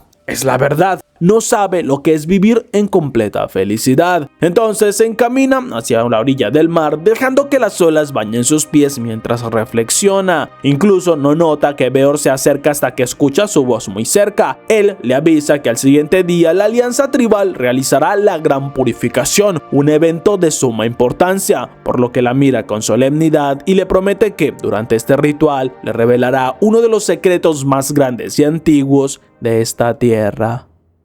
En medio de un sueño, nuestra prota se encuentra en un espacio muy extraño y flotando en la nada, pero entonces nota que una figura colosal comienza a rodearla y se asusta pensando que este debe ser un dragón, aunque nunca antes había visto una figura así, mientras que una voz le dice que se alegra de haberla elegido. En ese instante despierta de golpe en su cama, aunque los recuerdos de aquel sueño extraño no dejan de darle vueltas y se pregunta qué significará aquel sueño. Al mismo tiempo, Gebiufmeg le pide que no la aplaste, ya que se encuentra encima de ella. Mientras tanto, Marcius camina junto a Cersei y se queda impactada por todo lo que está viendo. Hay criaturas de los cuentos de hadas por todas partes, entonces siente mucho miedo cuando una hada se posa sobre su cabeza. Cersei, en cambio, no comprende por qué se siente tan amedrentada, ya que no puede pensar que solo existen los humanos en un mundo tan grande, aunque imagina que todo aquello es causado por su religión. En ese momento, nuestra prota llega junto a Beor, su madre y Kafka, informándole a Marcius que todas aquellas razas se encuentran en la aldea porque muy pronto celebrarán el ritual de la purificación. Incluso le avisan que ella tendrá que participar al ser quien invocó a la calamidad. Marcius se niega a participar en costumbres bárbaras, pero Beor le pregunta cuál fue el nombre que le dieron sus padres. Marcius se extraña por aquella pregunta, pues recuerda que al volverse capellana le dieron el nombre de Marcius, pero entonces comprende que no tiene recuerdos antes de esto. Sí sabe que estuvo en un orfanato, pero no puede recordar nada. Incluso cae al suelo intentando recordarlo, mientras que Beor y Kafka son quienes comentan que en realidad es un milagro que ella sobreviviera al ataque de una calamidad, siendo solo las consecuencias que perdió parte de sus recuerdos, algo muy leve. Pero Cersei sí se burla diciendo que hubiera sido mejor que perdiera todos los recuerdos como capellana, así no estaría dándole tantos problemas. Marcius, enojada por cómo la trata, se lanza a atacarla, comenzando un leve enfrentamiento entre las dos, y Beor se pregunta si llegarán a algún extremo, pero Serafina lo niega. Incluso no cree que peleen tan en serio y promete que si se sobrepasan, ella intervendrá. Entonces Cersei pasa de tener la ventaja y estar sobre la capellana a quedar debajo, al tiempo que Marcius le dice que tiene un gran estado físico y sabe sobre luchas, pero entonces recuerda lo que Cersei le dijo la noche anterior, por lo que le dice a los demás que hay algo que deben saber sobre esta bárbara. En ese instante, Cersei con un rápido movimiento somete a la capellana y segundos después la deja inconsciente, ganando aquel duelo que tenía emocionada a Wisteresia. Pero tanto la mujer como el elfo le proponen a las tres chicas que aprovechen que aún falta para iniciar el ritual y se den un buen baño en el río, pues todos los demás se encargarán de las preparaciones extras y nuestra prota no sabe si hacerlo, aunque Beor también apoya esa idea y le pide a Cersei que se las lleve. Un momento después, mientras esperan que Marcius despierte, Cersei le comenta a Serafina que ya debió notarlo, pero ella también proviene de Ildoren, pues hacía parte del grupo de colonización del oeste, pero eso es algo que ya no quiere recordar, y ahora es servidora de su señor Beor, por lo que le pide que la trate de esa misma manera. Serafina se asombra, pero entiende un poco más todo, pues sí le extrañó la forma en cómo Cersei le hablaba, ya que era muy diferente a los demás bárbaros. Además, tenía conocimiento sobre las armaduras de Ildoren, pero pregunta si ella desea olvidar todos sus recuerdos de su tierra natal. Cersei le contesta que ya casi no recuerda nada y lo prefiere así, porque no tiene ni la más mínima intención de regresar a aquel lugar. Unas horas después ya comienzan el recorrido hacia el río, pero Marcius sigue molesta por tener que ir junto a aquella bárbara con la que luchó hace poco, mientras Cersei responde que a ella no le agrada en nada acompañarla y mucho menos por su olor, pues es repugnante. Esto sorprende a la capellana, mientras Serafina confiesa que sí es cierto, aunque no le dijo nada porque no había encontrado el momento indicado. Marcius entonces comienza a hacer memoria, comprendiendo que lleva más de 10 días sin darse un buen baño y seguramente todos los demás sí pueden sentir su aroma tan fuerte, algo que la deja completamente avergonzada.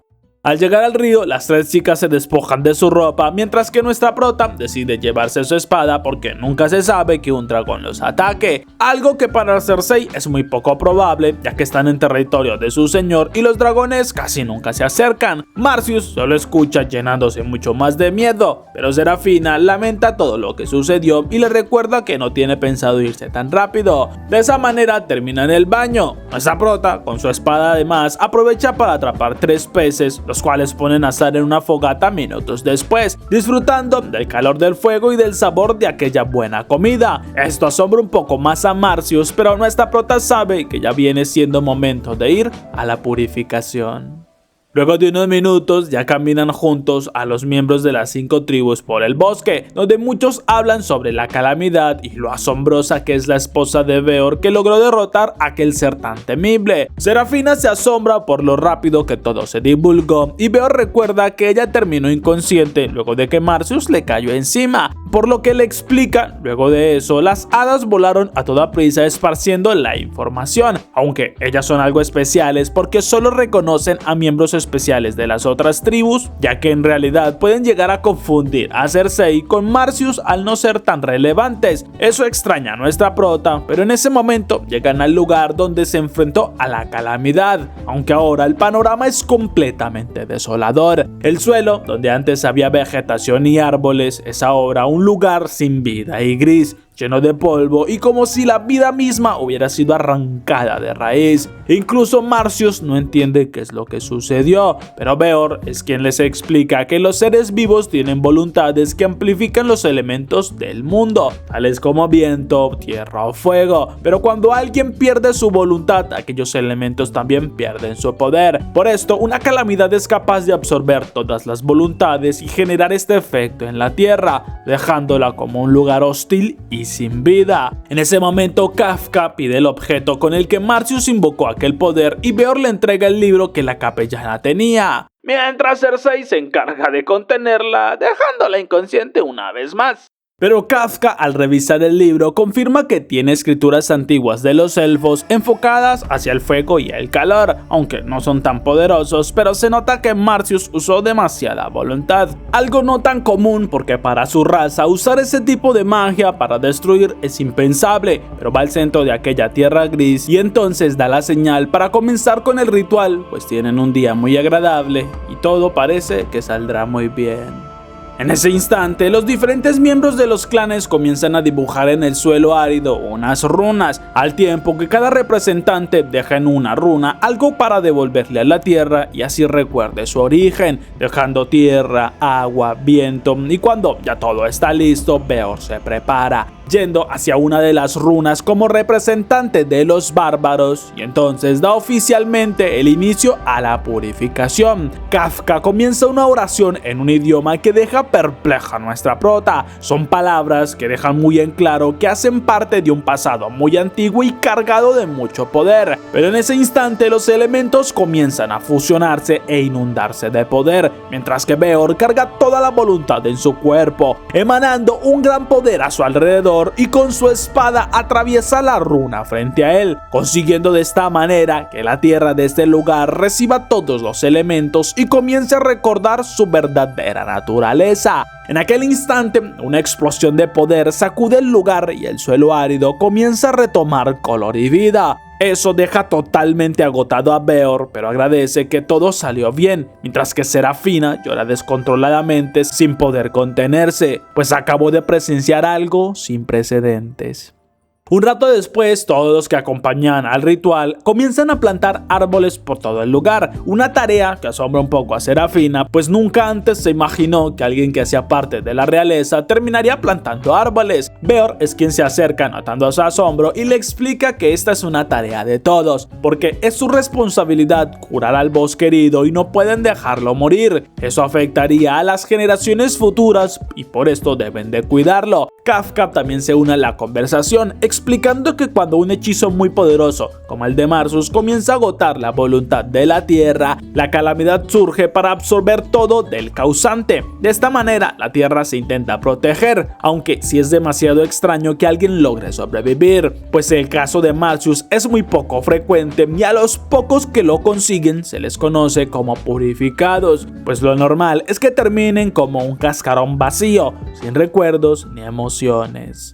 Cersei por su parte se acerca a Marsus y le confiesa que las capellanas le dan ese nombre a los huérfanos que salen de un orfanato con aquel mismo nombre. Entonces le recomienda que lo mejor es que olvide todo aquello de esa vida y comience a purificarlo, porque a partir de ahora será alguien diferente. Un rato después, nuestra prota le confiesa a Beor que por fin entiende por lo que luchan, pero la forma en cómo se relacionan con la naturaleza y que es algo realmente increíble. Unos días después, nuestra prota entrena junto a Wisteresia, quien se asombra porque en estos años se nota que ha practicado, ya que se resiste a sus golpes. Serafina, con orgullo, le dice que no ha dejado de entrenar para demostrar que está a su nivel. Entonces se envuelven en un combate frenético que deja deslumbrada a Marsus, mientras Cersei dice que eso es solo un entrenamiento, pues Wisteresia siempre usa dos espadas y es allí donde todo se vuelve más serio. En aquel instante, Wisteresia se abalanza con las dos espadas, dejando a nuestra prota en una clara desventaja, por lo que tiene que esquivar por muy poco las estocadas, aunque usa un contraataque bastante efectivo con el cual le tira una de las espadas. Wisteresia sonríe porque se nota que sí ha mejorado bastante, pero con su espada raspando el suelo le arroja una gran cantidad de tierra que cega a nuestra prota, mientras Wisteresia la lanza al suelo y con esto gana el combate. Aún así reconoce su valentía,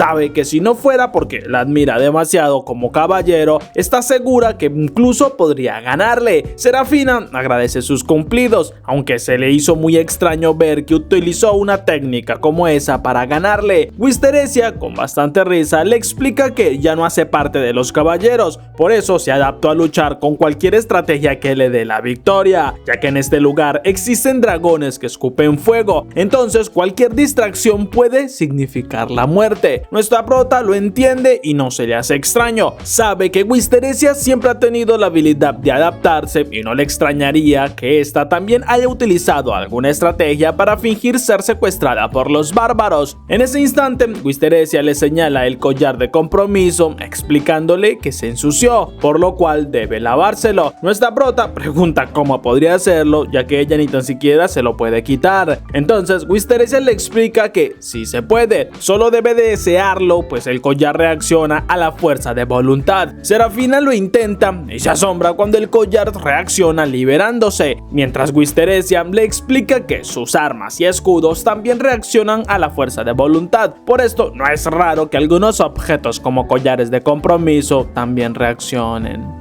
Un momento después, nuestra prota ya logra dejar reluciente aquel collar, aunque los pensamientos sobre el compromiso vuelven a inundarla, causándole emociones muy intensas, por lo que intenta ponérselo una vez más, pero el collar no reacciona. Esto la asusta, pues no entiende el por qué no funciona. Una vez regresa con Wisteresia, esta también se asombra al ver que no puede abrochárselo, pero le explica que hay un ritual específico para volver a ponerse el collar. Entonces debe seguir los pasos que le está por indicar. Primero debe acercarse por detrás a su objetivo y susurrarle al oído una pregunta: ¿quién soy? Pero debe de hacerlo de una manera bastante sensual. Nuestra prota se avergüenza, ya que no puede hacerlo a la primera, pero Wisteresia la anima, ya que ahora es una mujer hecha y derecha, así que sí podrá conseguirlo. Además, le explica que debe hacerlo con Beor, pero no debe dejar que este llegue a verla sin el collar. Además, que una vez logre decirle esto al oído, el ambiente ya será óptimo para que vuelva a ponerse el collar. Serafina lo comprende y se marcha decidida a que podrá conseguirlo, mientras Cersei pregunta a su señora por qué le dijo algo como eso, pues no es necesario arrojarle agua sagrada ni decir aquellas palabras que mencionó. Wisteresia ya lo sabe, pero también conoce a su hijo y a Serafina, por esto debe darles un pequeño empujón. Además, ella no prometió que con esto el collar volvería a abrocharse, simplemente dijo que el ambiente sería indicado. Un momento después, mientras Beor está ayudando a una mujer en la aldea, nuestra prota se sube a un tejado para arrojarle el agua bendita que Wisteresia le indicó, pero se asusta cuando Beor se gira y termina solo arrojándole el agua. Luego se oculta pensando que lo mejor será buscar un lugar donde Beor esté a solas, mientras que el chico sabe que fue Serafina quien lo hizo, pero le extraña bastante esa actitud. Nuestra prota, por su parte, después de un rato va con Cersei preguntándole cuál es la rutina de Beor, ya que necesita encontrarlo en un lugar a solas para así hacer aquel ritual. La chica solo piensa que todo esto es una verdadera molestia. Además, recuerda que hace un rato Beor ya se reunió con ella y con Wisteresia preguntando por Serafina. Wisteresia lo aprovechó para recomendarle que consiguiera un buen regalo para enamorar a su prometida aún más. Incluso le indicó que debería ir por los retoños para conseguir algo especial. Entonces Cersei le indica a nuestra prota dónde se encuentra Beor y esta emocionada sale de inmediato, pues en aquel lugar no habrá nadie que sea un obstáculo para su ritual. Después de algunos minutos, Beor llega con los retoños que surgen donde hicieron la purificación, mientras Serafina se encuentra sobre un árbol y cuando está por lanzarse sobre él, este se gira notando su presencia, pero nuestra prota solo se esconde diciendo que no puede verla mientras estén en el ritual, así que corre alejándose y dejando completamente confundido a Beor, mientras nuestra prota sabe que debe encontrar un lugar y un momento adecuado. Durante las siguientes horas, nuestra prota intenta acercársele de todas las maneras posibles, usando camuflajes, siguiéndolo por el bosque e incluso trata de acercársele sigilosamente cuando Beor pesca en medio de un lago. Pero ninguno de sus intentos funciona, pues Beor siempre la descubre sin importar la técnica que utilice. Entonces ella termina en el estanque nuevamente y frustrada, sin saber qué debe hacer, porque por más que lo intenta, nada funciona. Aún así, no puede rendirse, pues hizo una promesa a Wisteresia y como parte de los caballeros debe cumplir sus promesas. Entonces se le ocurre una buena idea. Beor por su parte termina de arreglarse y afeitarse. Aprovechando que Cersei se acerca, le comenta que hay algo que le ha inquietado en este día. Serafina ha estado actuando más extraño de lo normal. La chica se preocupa, pues recuerda que Wisteresia le prohibió mencionarle a Beor el asunto del ritual. Mientras que el chico le confiesa, comienza a creer que Serafina está molesta con él por el asunto del collar, pues se lo puso cuando recién la trajeron y cuando ella estaba dormida. Así que esto no le dio tiempo a explicarle lo que significa significaba y fue su madre quien se le adelantó a decírselo, mientras él no ha podido explicar que se lo puso de esta manera por miedo a ser rechazado. Por eso es que ahora siente que es su culpa que Serafina esté molesta, pues seguramente ella no sabe todo lo que él siente hacia ella. Cersei le dice que está segura Serafina no se encuentra molesta ni llega a pensar que él es un cobarde. Eso es algo de lo que está más que segura. Beor se anima con esas palabras, así que decide le dirá todo lo que siente, pues es momento de que Serafina conozca sus verdaderos sentimientos y lo que está dispuesto a vivir con ella. Nuestra prota por su parte se reúne con Marcius y le pide que le ayude con un plan que acabó de idear. La sacerdotisa se asusta al notar su actitud, pero en su mente se imagina que seguramente Serafina ya se hartó de los bárbaros y quiere escapar. Entonces acepta ayudarle. Esto ilusiona a Serafina y comienza a quitarse todas sus prendas. Minutos después, Beor se acerca a aquel lugar y mira cómo Serafina sale corriendo, por lo que comienza a seguirla preguntándole qué es lo que sucede, aunque cuando consigue alcanzarla descubre que no es Serafina sino Marcius. Justo en aquel instante, nuestra prota le arroja el agua sagrada a Beor por sorpresa, luego se abalanza sobre él, aunque en el aire nota que este se rasuró la barba y eso la avergüenza demasiado, pues se trata de su punto débil. Aún así no piensa rendirse y le venda los ojos, hablándole con toda la sensualidad que puede al oído y le pregunta si sabe quién es. Beor, bastante confundido, lo confirma, pues reconoce su voz muy claramente. Entonces nuestra prota emocionada al escuchar que pronuncia su nombre se baja y trata de ponerse el collar rápidamente, pero este sigue sin funcionar. Beor pregunta qué es lo que sucede, así que nuestra prota frustrada le explica que ya siguió el ritual de Wisteresia para ponerse de nuevo el collar, pero no funciona. Beor entonces se divierte, pues al fin entiende todo lo que sucede y por qué ha actuado así de esa manera. Entonces le explica que su madre la engañó, pues la realidad es que eso no funciona de aquella manera. Un momento después ya vuelven a casa y Beor le reclama a su madre por haberse burlado de Serafina, aunque esta solo se excusa en que nunca mencionó que aquel fuera el ritual, sino que solo haría el ambiente más óptimo. Nuestra prota en cambio le pide perdón a Beor, pues fue un estorbo y no recordó que Wisteresia siempre era así desde que la conoce. Beor en cambio le dice que él también quiere decirle algo, aunque espera que sea a solas. Un instante después ya llegan a un puente. Beor le pide que le enseñe el collar. Nuestra prota se lo entrega y este le indica que para poder ponerlo de nuevo se necesita pronunciar un juramento. Así que ahora quiere renovar el juramento una vez más. Serafina acepta, aunque bastante avergonzada, pero sí confiesa que ella se siente extraña sin el collar en su cuello. Beor se alegra mucho al escucharla, por lo que comienza con el juramento, invocando el poder de las grandes alianzas. Con esto el collar se ilumina y toma forma. Beor lo acerca al cuello de Serafina y proclama que con este juramento creará un vínculo entre él y ella, entrelazando sus vidas hasta el día en que mueran, donde serán uno solo y vivirán el uno para el otro. Tras el juramento y que el collar esté en su lugar, Beor espera que ella por fin comprenda todo lo que él siente, mientras que nuestra prota queda fascinada por el ritual, por la forma y por las palabras en que Beor pronunció aquel juramento.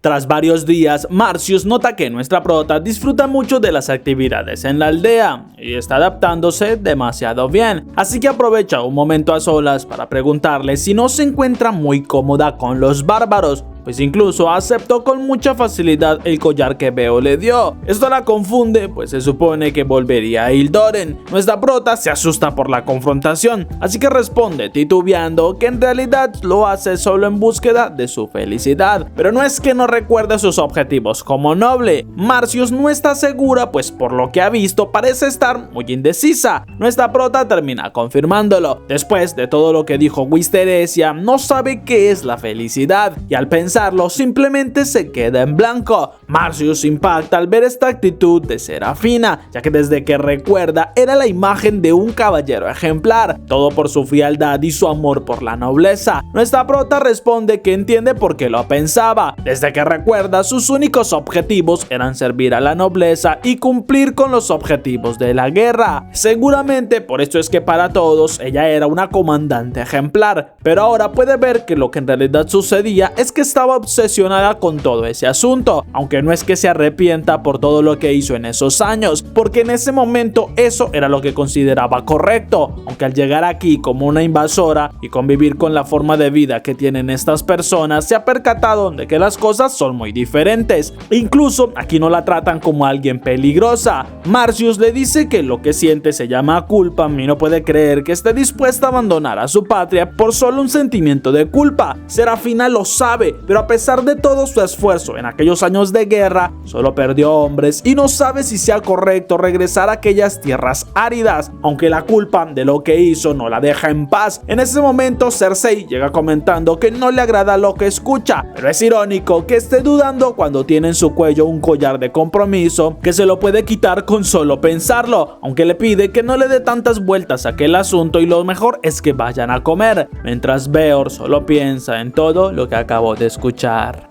Un momento después, mientras disfrutan de la comida, nuestra prota sabe que en estas tierras la comida abunda, sin importar el peligro que representan aquellos dragones, pero son estos mismos los que alimentan con su carne a cientos de personas, aunque por lo que ha visto, por aquí casi no se cultiva y tiene sentido por la cantidad tan inmensa que hay en el bosque. Muy diferente a sus tierras donde se cortan los árboles para cultivar, pero es eso mismo lo que deja infértil a la tierra, así que ahora comienza a entender por qué sin importar que durante más de 700 años han conseguido conquistar tierras de los bárbaros, siguen siendo un reino precario. En aquel momento Beor la saca de sus pensamientos, pero Serafina se atora, aunque tras poder comer, Beor comenta que seguramente sigue pensando en lo que mencionó en la tarde. Nuestra prota lo confirma mentalmente, porque comienza a creer que la causa que defendió y por la que murieron tantas vidas no era algo justo, porque estaban quitándole tierras fértiles y con vida para volverlas tierras áridas.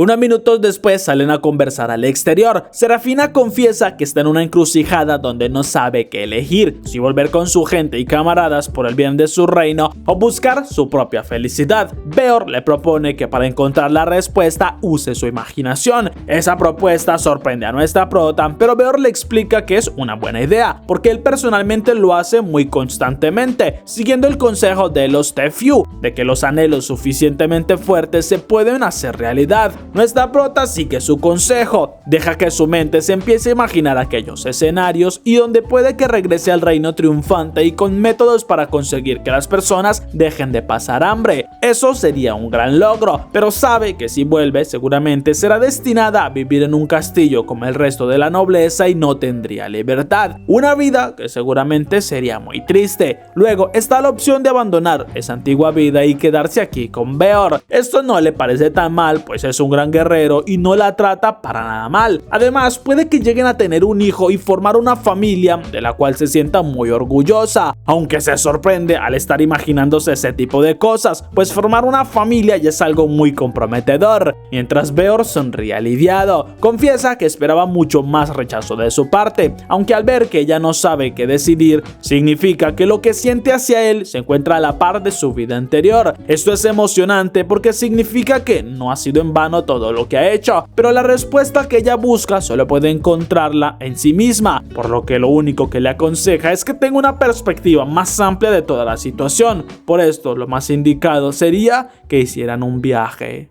En el palacio de Ildoren, un soldado llega con información sobre la expedición a Sidious. Le explica que tuvieron un enfrentamiento contra los bárbaros y en medio del combate su hermana Serafina no fue vista de nuevo, aunque tras revisar la zona y los alrededores no encontraron sus restos. Así que es probable los bárbaros se la llevaran. Sidious supone que igualmente su hermana ya fue devorada y agradece la información, mientras piensa que seguramente pronto se iniciará otra expedición, pero parece que su hermana no entendía que sacrificarse no salvaría al reino.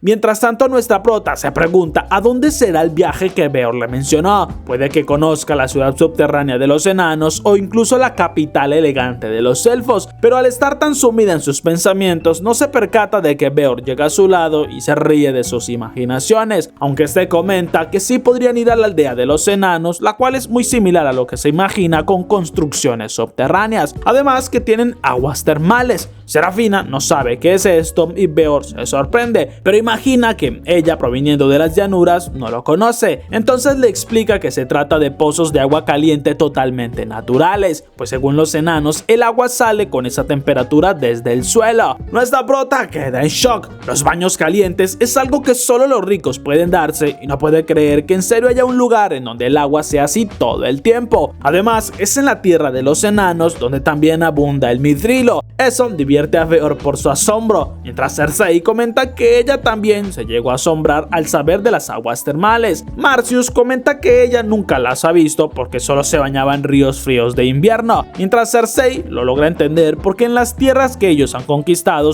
no son mucho mejores que las tierras infértiles de Ildoren, ya que las tierras más prósperas se encuentran llenas de dragones y de muchos otros peligros. Por eso es que todos en estas aldeas viven tan tranquilos, porque en este territorio, si no se es un guerrero dispuesto a dar la vida contra un monstruo o contra un dragón, terminará muerto antes de que pueda salir, por lo cual ella lo mira de esta manera: o se vive como un guerrero en una tierra donde abundan los recursos, o se vive sin peligros pero sin comida y en absoluta pobreza en una tierra árida y sin vida. Así que en su caso prefiere morir siendo devorada por un dragón que morir a causa de la hambruna. En ese instante, Serafina grita emocionada al saber que los enanos están creándole un nuevo casco de mithrilo, pero no cree poder pagarles lo que vale. Beor le dice que eso ya se pagó, porque a ella le correspondía la mayor parte del dragón que vencieron la otra vez, junto con una recompensa por haber vencido al engendro, así que no debe preocuparse por pagar. Nuestra prota celebra, preguntando cuándo lo tendrá, pues ya está muy ansiosa. Beor les pide que se tapen los oídos por un momento para poder preguntar. Las chicas lo hacen y él utiliza su voz estruendosa para llamar a Bufmek con un grito que resuena a kilómetros. Segundos después, la hada aparece frente a ellos y nuestro prota le dice que tiene un mensaje que enviar hacia la aldea de los enanos, en especial para el anciano al cual le encargó la creación de un objeto y quiere saber cuándo estará listo. Bufmek acepta el mensaje y desaparece, dejando perpleja a Serafina, mientras Beor le explica que aquellas hadas son espíritus de viento, por lo cual se encuentran en todas partes al mismo tiempo y con la suficiente fuerza de voluntad se les puede llamar, aunque actualmente solo él y su padre pueden hacerlo. Serafina se asombra, ya que él tiene la responsabilidad de lidiar entre las aldeas. Beor lo confirma, aunque además tiene otras tareas como liderar la alianza, organizar los rituales, dividir los ingresos de las aldeas y hasta es él quien se encarga de cazar a los engendros. Serafina lo halaga, tiene demasiadas responsabilidades para ser alguien tan joven, pero Beor responde que es un honor que recibió de sus ancestros y él cumple con todo como debe ser, mientras nuestra prota se avergüenza, pues ahora lo ve mucho más como un verdadero noble que como un salvaje. Así que Beor pregunta si acaso se enamoró otra vez de él. En ese instante, Bufmek aparece con un mensaje del enano, avisando que al siguiente día por la mañana ya tendrá listo el casco. Nuestra prota se emociona y Beor lo confirma. Se marcharán de inmediato hacia una de las aldeas de los enanos y así ella podrá conocer más acerca de este mundo. Horas después, Serafina ya porta su armadura, aunque no entiende por qué es necesario llevarla puesta. Beor le explica que hay muchos peligros en el camino y no pueden descartar algún combate. Además, le señala las montañas a las cuales se dirigen. Nuestra prota duda que lleguen en un solo día, pues están muy lejos, pero Beor solo se ríe, pues le enseñará el sueño de todos aquellos que portan una armadura de dragón. Entonces, con una gota de su sangre y con toda su fuerza de voluntad, invoca un dragón eco, una figura blanca que se forma bajo ellos y con la cual comienzan a volar a toda velocidad por el cielo. Beor espera que Serafina ahora comprenda la admiración y el respeto que tienen en la aldea por los dragones. Ella ahora más que nunca lo entiende, pues es verdaderamente increíble que estén volando, mientras Cersei comenta divertida que parecen unos recién casados. Esto avergüenza mucho más a nuestra prota, aunque confiesa que no le molesta ser vista de esa manera. Beor en cambio les ordena que se sujeten con fuerza, pues una esfera de fuego pasa muy cerca de ellos, mientras que el caudillo les advierte que llamaron la atención de un fuerte enemigo. Se trata de los guardianes de las montañas, Unguren Nairi, conocido también como el dragón de fuego.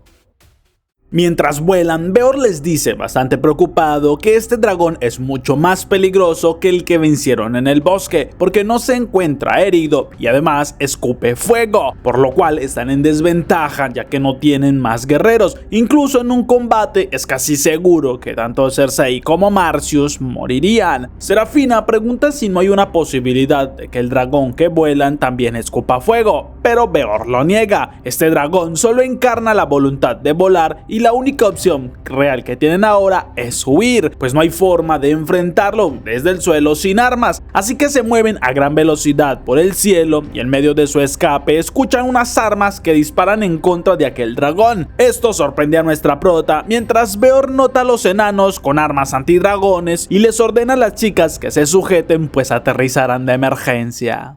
Una vez bajan, Beor agradece a los enanos por su apoyo con las armas, pero les avisa que no tienen forma de ganarle a este dragón y lo mejor es huir. Ellos aceptan y comienzan la retirada, aunque nuestra prota queda en shock viendo a aquel ser que se aproxima y uno de los enanos lanza una granada cegadora para distraer al dragón. Luego, Beor toma de la mano a Serafina y corren hacia un túnel, pero el dragón consigue verlos y arroja una ráfaga de fuego. Beor le ordena a nuestra prota que no respire y él se lanza sobre ella protegiéndola, mientras las llamaradas de fuego recorren todo el túnel. Serafina, con el corazón a punto de salir de su pecho, consigue mirar por un instante al dragón que mantiene su ferocidad y que luego se marcha del lugar. Así ella consigue relajarse un poco, mientras Beor como puede se levanta sintiendo todavía el calor en su cuerpo y confiesa que se quemó un poco, pero lo importante es que están bien. Nuestra prota lo confirma y en este momento todos los demás llegan bastante felices,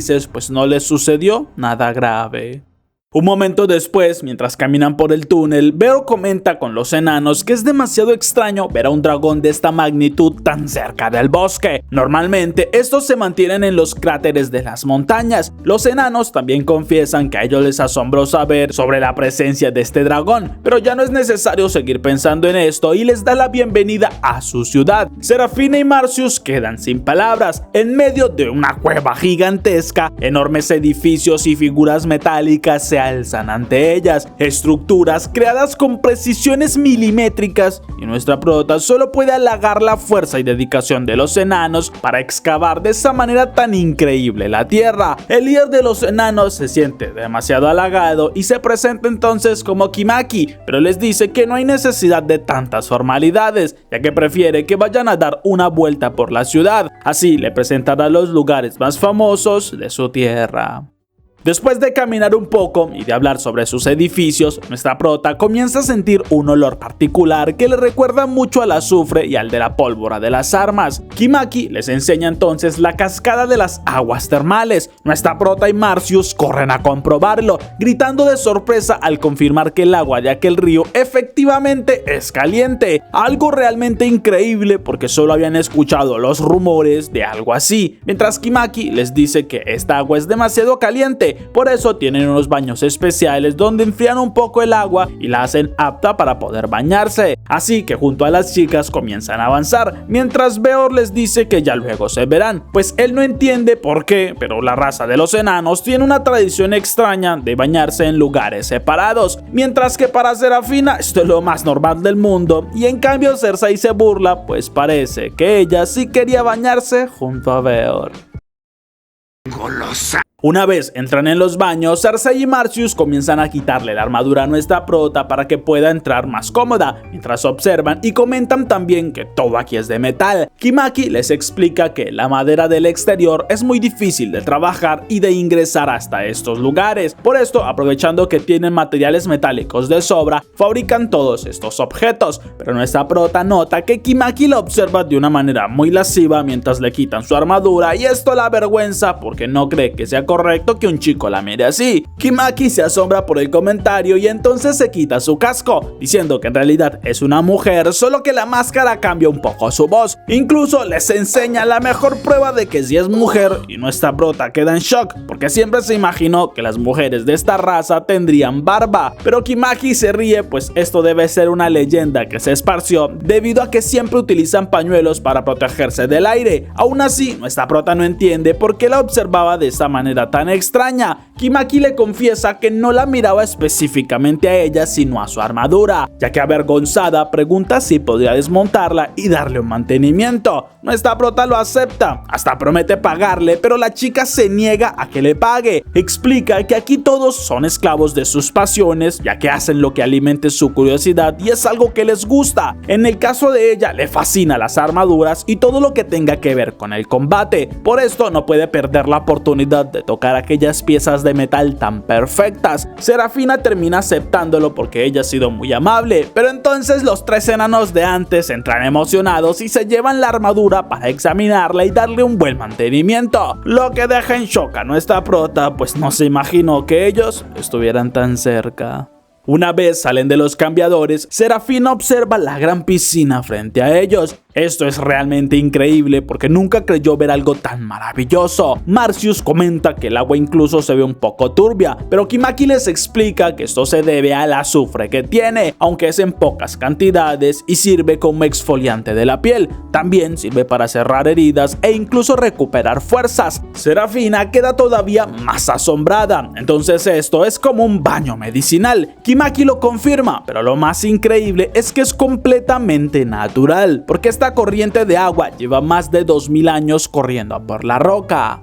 Minutos después ya todas entran en el agua y nuestra prota solo puede disfrutar del agua cubriendo todo su cuerpo. Cersei también lo disfruta, pues la última vez que vino fue con Wisteresia. Esto sorprende a nuestra prota, ya que si vinieron significa que esta también puede utilizar el dragón Echo. Cersei lo confirma, pues el derecho a usarlo se gana luego de vencer a un dragón en solitario, por lo que Wisteresia, cuando se enteró, no pudo quedarse sin ganarse el mérito y consiguió el derecho a usar ese dragón Echo. Esto también ilusiona a nuestra prota, pues ella también quiere tener ese mérito, pero Cersei le advierte que es demasiado peligroso incluso para ella. Nuestra prota decide cambiar el tema, observando el techo que se ilumina como si fuera un cielo nocturno. Kimaki le explica que lo que ve allí son trozos de mitrilos que se iluminan, ya que como ellos la llaman, la plata verdadera brilla gracias a la voluntad del volcán, siendo perfecto para su raza, pues ellos no toleran muy bien los rayos del sol. Incluso le enseña que hay un trozo de mitrilo puro a unos cuantos metros y se dice que un gran guerrero puede hacer que brille si le da parte de su voluntad. Nuestra prota no lo duda y va de inmediato, mientras Cersei trata de advertirle algo, pero deja que mejor lo compruebe por sí misma. Nuestra prota, en cambio, al tocar la roca siente algo que nunca antes había experimentado. No es la misma sensación que cuando combatió o cuando participó en aquel ritual, sino que ahora experimenta una paz y una calma que la inunda. Incluso nota por un segundo una figura que la saca de sus pensamientos, pero se queda allí sobre la roca, disfrutando de aquella sensación tan increíble en todo su cuerpo y del paisaje tan asombroso. Pero bueno, quien más disfruta de un paisaje asombroso es Beor, que está allí. ¡Buah, qué buenos los gráficos! ¡Hostia, qué buenos! Nuestra prota, al verlo tan cerca, grita avergonzada, mientras Beor intenta explicarle que los baños están separados, pero solo por esta roca y nada más, mientras Cersei se ríe divertida, ya que esperaba esa situación. Beor no sabe cómo decirle lo increíble que ella se ve, mientras Serafina solo queda todavía más en shock al ver el imponente dragón que se levanta ante ella, hasta que Marcius no soporta más la escena y se lanza para proteger la virtud de Serafina. Un momento después ya conversan afuera y nuestra prota se siente demasiado incómoda, pues cree que perdió algo de pudor como doncella, pero tras unos minutos ya retoman su camino hacia los siguientes eventos que les darán. En el camino, Serafina nota la herida en el cuello de Beor y sabe que fue la quemadura que él se hizo al protegerla. Asombrada, le comenta que él es realmente increíble, mientras Beor responde que nunca logra sorprenderla como quisiera. Tras varios minutos de caminata, se sientan en una mesa donde Kimaki les informa que experimentarán la verdadera gastronomía enana, así que les enseña los platos: cangrejos al vapor, caracoles hervidos y un poco de papa de heladera, que es su comida principal. Además, les promete que son deliciosos, pues están preparados con la mayor calidad. Beor entonces pregunta a Serafina cuál es la bebida que toman los enanos según las leyendas que ella conoce de Occidente. Nuestra prota, emocionada, pregunta si en verdad verdad existe el licor del fuego de dragón. Kimaki lo confirma y le enseña la bebida, un destilado que todos aman en este lugar. Nuestra prota se asombra al solo notar el color rojo cobrizo y al probarlo siente que la bebida quema su garganta, haciendo honor a su nombre del vino de fuego de dragón. Pero además Beor le da a probar la comida y ella grita de felicidad. La comida va increíblemente bien con el vino y es demasiado deliciosa, por lo cual sigue comiendo todo lo que Beor le ofrece, mientras Marcius cae al suelo de la envidia porque primero fue lo de las aguas termales y ahora hasta se comparten la misma comida. Una vez pasada la cena, nuestra prota se disculpa porque se dio un festín bastante increíble, pero ahora está mucho más emocionada pues va a recibir su casco de cristal y no se imagina las maravillas que puedan llegar a crear estos artesanos. Después de caminar un poco, nuestra prota queda en shock al ver el tamaño del horno central, el cual es mucho más impresionante de cerca, mientras Kimaki les pide que la sigan porque conocerán aún más sobre el orgullo de su nación y con el cual refinan todo el metal necesario. Nuestra prota y Marcius quedan sin palabras al ver una estatua gigante hecha de metal y con la figura de un soldado atravesado. Esto es algo que nunca jamás se imaginaron poder ver.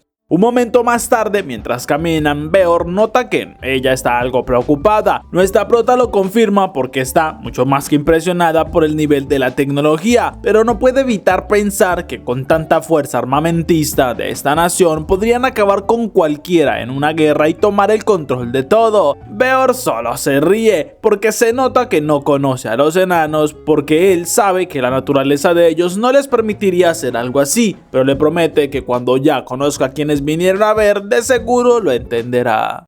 Una vez llegan hasta una sala, Beor saluda a Balhat. Este también se alegra al ver a Beor junto con todos los demás. Kimaki corre a abrazar a su abuelo, quien se alegra mucho de verla y lamenta que hayan tenido aquel incidente con el dragón de fuego. Además, le informa a nuestra prota que su armadura estará lista el siguiente día, pues sus aprendices están muy emocionados revisando cada parte porque es tecnología nueva que no pueden dejar pasar. Nuestra prota solo le agradece porque no sabe cómo pagarle que le den un mantenimiento a esa armadura y que además le hicieron un casco nuevo. Balhat responde que no debe preocuparse e imagina que tiene mucha curiosidad por el casco nuevo, así que se lo entrega, diciendo que puso su mayor esfuerzo en crearlo. Nuestra prota queda confundida, hasta Beor no lo cree del todo, porque lo que Balhat les entrega es más como un accesorio para el cabello con forma de orejas. Aún así, nuestra prota decide no rechazarlo porque se trata de un regalo y se lo pone, preguntando a sus compañeros cómo se ve. Estos no notan nada extraño y nuestra prota pregunta a Balhat si en realidad no se trata de un simple accesorio. El anciano lo niega porque puede que se vea así solo cuando está tranquila, por eso le pide que canalice su fuerza de voluntad y se prepara como si fuera a luchar. Nuestra prota sigue sus indicaciones y se concentra, dejando que su cuerpo libere aquella energía y se mentaliza como si fuera a luchar. En ese momento el accesorio se ilumina y cambia rotundamente, haciendo aparecer un metal translúcido que le cubre todo el rostro. Todos en la sala quedan en shock, incluso Serafina trata de tocar el casco pero no puede hacerlo porque este emana un campo de energía que no le deja acercar ni sus propias manos, algo realmente increíble y deslumbrante que nunca creyó sea posible, pero en este momento el casco vuelve a desaparecer. Balhat sonríe emocionado porque es su mayor creación y espera que les guste, mientras que Marcius grita todavía sin creerlo, pues no ha dejado de ver armamento sumamente superior al del occidente y a guerreros que superan todo lo que ella se había imaginado. Por eso lamenta que su nación haya declarado la guerra, ya que seguramente serán exterminados cuando los de esta nación decidan iniciar el ataque. Balhat se ríe al saber que piensan esto sobre su raza y entiende que le teman a una tecnología tan desconocida. Por eso les pide que lo sigan un momento para enseñarles algo. Nuestra prota no entiende por qué llegan hasta una sala mucho más oscura, pero Balhat informa que están en terreno sagrado de su raza y al encender las luces, Marcius se desmaya. Serafina. Serafina no sabe ni a dónde mirar. Hay figuras de metal gigantes y una armadura imponente en medio de toda la sala. Valhad les dice que ese es su maestro, mientras Beor explica que los enanos lo llaman tecnología de otro tiempo y de otro mundo. Pero Valhad es quien continúa explicando que todo esto también es desconocido aún para ellos. Hace muchos años, cuando se separaron de los Its, encontraron una cueva con aquel horno y con estas figuras enterradas. Este fue el inicio de su generación tecnológica y desde hace muchas décadas han seguido investigando y aprendiendo por sus propios medios para aprender algunas cosas, pero todavía les falta demasiado conocimiento si esperan comprender esta tecnología tan antigua. Kimaki incluso les dice que es por eso que no les interesan las disputas territoriales, prefieren enfocarse en sus investigaciones y en tecnología perdida, aunque junto a su abuelo sí están de acuerdo en que si la guerra llegara a su montaña y los amenace,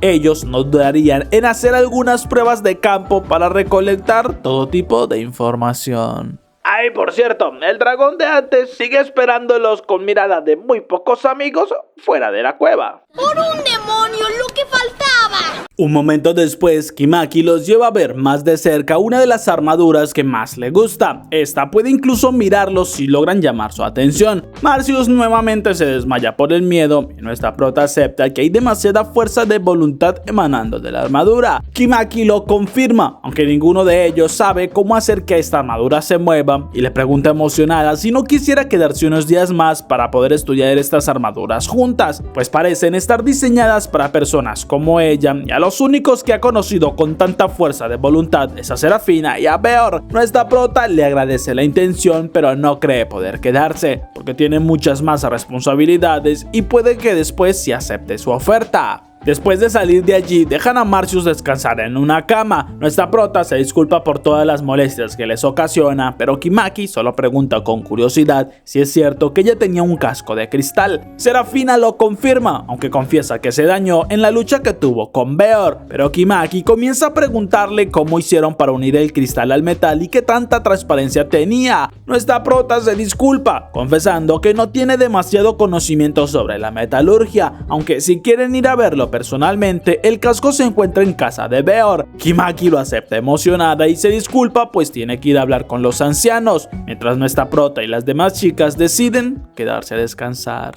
A la mañana siguiente, nuestra prota despierta asustada, creyendo que es el fin del mundo por un ruido tan potente que resuena en todo el lugar. Kimaki es quien entra disculpándose porque seguramente se asustaron, pero explica que se trata del silbato del horno que les indica el inicio de la mañana y que ya todo está listo para trabajar. Serafina mira confundida al exterior, pues ella no ve ninguna diferencia entre el día y la noche.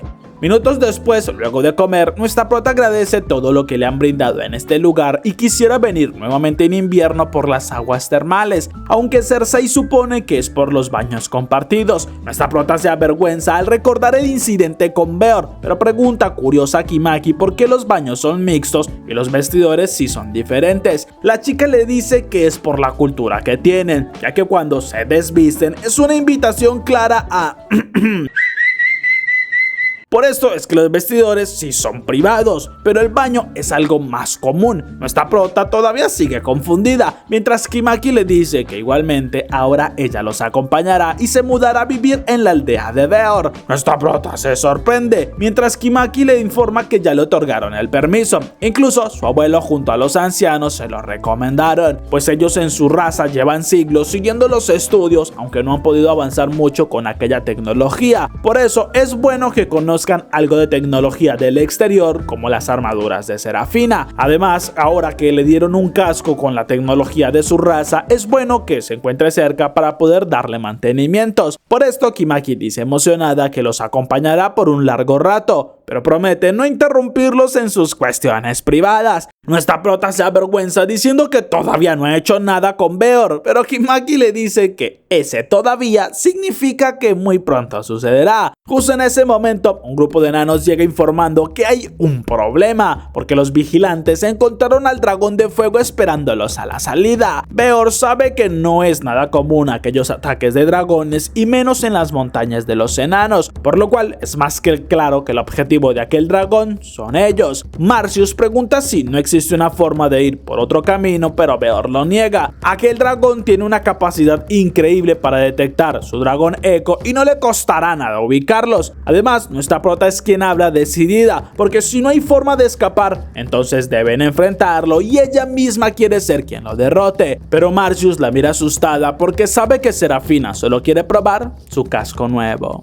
Minutos después, todo el lugar se activa con luces de emergencia y enanos moviendo armamento a diferentes zonas. Nuestra prota se asombra porque no esperaba verlos tan ansiosos, mientras Kimaki le dice que a todos les emociona poder probar sus armas y tecnología, aunque esto solo será un apoyo porque la forma efectiva de vencer a un dragón de fuego es con fuerza de voluntad. Beor lo confirma diciendo que se necesita una gran cantidad, pero nuestra prota lo sabe, aunque ya está decidida a conseguirlo, así que tras organizar todos los planes comienzan a correr hacia la salida de uno de los túneles, donde nuestra prota le asegura a Kimaki que ella y Beor irán al frente a luchar, justo cuando su casco se activa, realmente listo para el combate. Una vez salen al exterior, Serafina le avisa a los demás que no deben preocuparse por el fuego aliado, aunque sí se asombra por la gran presión que siente ante esta oportunidad de pelea. En aquel instante, el dragón desciende desde los cielos e impacta en el suelo cerca de ella, tirándola algunos metros, y nuestra prota rápidamente se recompone, notando que aquel dragón parece estar midiendo su poder y le asombra que una bestia logre pensar de aquella manera. Pero el dragón escupe una ráfaga de fuego mientras que Beor se interpone usando su voz estruendosa para detener las llamas. Serafina queda aún más asombrada por la potencia de Beor y por lo increíble que es aquel casco porque no le ha permitido recibir nada de daño. En cambio, Beor le dice que no entiende por qué el dragón aterrizó, pero eso les da una ventaja. Nuestra prota lo sabe y comienza a atacar al dragón, ya que no deben dejar que vuelva a elevarse. Entonces impacta, pero queda sin palabras al ver que su espada rebota con la piel del dragón, el cual logra sujetarla y comienza a preparar su aliento de fuego. Beor es quien golpea también al monstruo sin hacerle nada y el dragón le escupe fuego, mientras que él grita con toda su fuerza deteniendo las llamas, aunque también queda cegado por un instante, pero de igual manera vuelve a atacar. El dragón libera a Serafina para atacar a Beor, quien le dice que es el momento de la ofensiva. Ambos se lanzan al ataque, pero el dragón los tira al suelo con mucha facilidad. Luego se lanza en una embestida y nuestra prota esquiva como puede, pensando bastante en la agilidad que aquel monstruo tiene y que no parece tener una debilidad, por lo que de seguir así, esto se convertiría en una batalla de desgaste. Marcius y Cersei miran asustadas, pues aquel dragón parece estarle ganando a Beor y a Serafina, mientras Kimaki observa cómo sus compañeros disparan al dragón pero no logran hacerle mucho, por lo cual decide usar aquella nueva creación suya, una bomba en cadena antidragones. Las dos chicas se asustan al ver el artefacto y la detienen porque esto también puede llegar a afectar a Beor y a Serafina. Kimaki lo niega porque solo es para dragones y además Serafina le dijo que no debería preocuparse por el fuego aliado. Aún así, las chicas se rehúsan a dejar que la use, mientras que en su disputa terminan quitando los seguros y Kimaki asustada corre lanzando la bomba hacia el dragón. Una vez explota, la luz cegadora inunda todo el lugar. Instantes después, el dragón reacciona nuevamente y Kimaki ya se imaginaba que sin fuerza de voluntad no le haría mucho. Marcius y Cersei en cambio se llenan de miedo al notar que el dragón las mira por un instante, pero Beor le agradece a Kimaki por su ayuda, ya que le consiguió algunos segundos para retomar aires. Entonces grita con toda su fuerza de voluntad, consiguiendo aturdir al dragón. Serafina sabe que es su momento y se lanza con todo hacia el cuello del dragón. Este reacciona a tiempo y logra poner una de sus patas, mientras nuestra prota le corta uno de los dedos, pero se asombra porque aquel dragón se percató de que estaba en peligro de morir. Aún así, el dragón comienza a volar y lanza a Serafina contra un árbol. Luego comienza a preparar su aliento de fuego. Beor se interpone ante nuestra prota, asegurándole que no morirá, sin importar que sean llamas potenciadas, pero ella se preocupa porque sí podría salir lastimado. En aquel momento, ante el dragón aparece Baphomet, asombrada porque hacía mucho tiempo que aquel rojito no la llamaba. ¿Qué? En ese momento todos quedan en shock sin comprender qué sucede. Baphomet les explica que el dragón quiere hablar con ellos dos y por eso la llamó. En ese instante, una voz retumba por todo el bosque, halagando aquel golpe magistral que lo hirió. Serafina se asusta al escuchar la voz del dragón, el cual no entiende por qué se extrañan si todos ellos tienen la fuerza de voluntad suficiente como para comunicarse. Baphomet, en cambio, les explica que esto es cierto. Las hadas son agua y viento encarnadas por la fuerza de voluntad, aunque ella sí les está dando una pequeña ayuda al convertir la fuerza de voluntad en sonidos para que puedan entender. El dragón confiesa que ya los puso a prueba como esperaban y se marcha, pero Serafina le reclama que no puede irse así nada más luego de atacarlos y de poner en riesgo sus vidas. El dragón lo sabe y aterriza ante ellos, explicando que ambos pasaron su prueba y ahora son dignos de hablarle, pero debe ser muy breve porque aún le duele aquella herida. Serafina se disculpa por habérsela hecho, mientras el dragón no entiende por qué se disculpa, ya que él fue quien los puso a prueba y demostraron tener lo suficiente, ya que si en realidad hubiera querido eliminarlos, habría hecho que lloviera fuego sin descanso hasta convertirlos en cenizas, como tampoco habría bajado para luchar de cerca, teniendo él siempre la ventaja en el aire. Serafina lo entiende, mientras que el dragón la llama Hildoren, alegrándose porque tras una larga ausencia nuevamente está en su territorio y por esto fue que quiso ponerla a prueba. Nuestra prota no entiende a qué se refiere llamándola así y supone que es por su tierra natal, mientras el dragón es quien se asombra al saber que una manada se apropió de aquel nombre. Aún así no tiene mucho más para contarle y cuando piensa en marcharse, Beor es quien le dice que tiene algo que contarle. Confiesa que en su aldea no tenían presente que los dragones fueran tan conscientes y hace poco acabaron con un Morisuberu que estaba cerca de la aldea, pero ahora al conocer que tienen conciencia tan avanzada, sabe que fue una falta muy grave y supone que debe ser juzgado. El dragón se asombra al saber que ellos acabaron con uno de los grandes y más antiguos dragones de aquellas tierras, los cuales tienen una fuerza equiparable a los dragones rojos, por lo que si unos seres tan pequeños como ellos consiguieron vencer a un dragón Morisuberu, solo fue por una razón: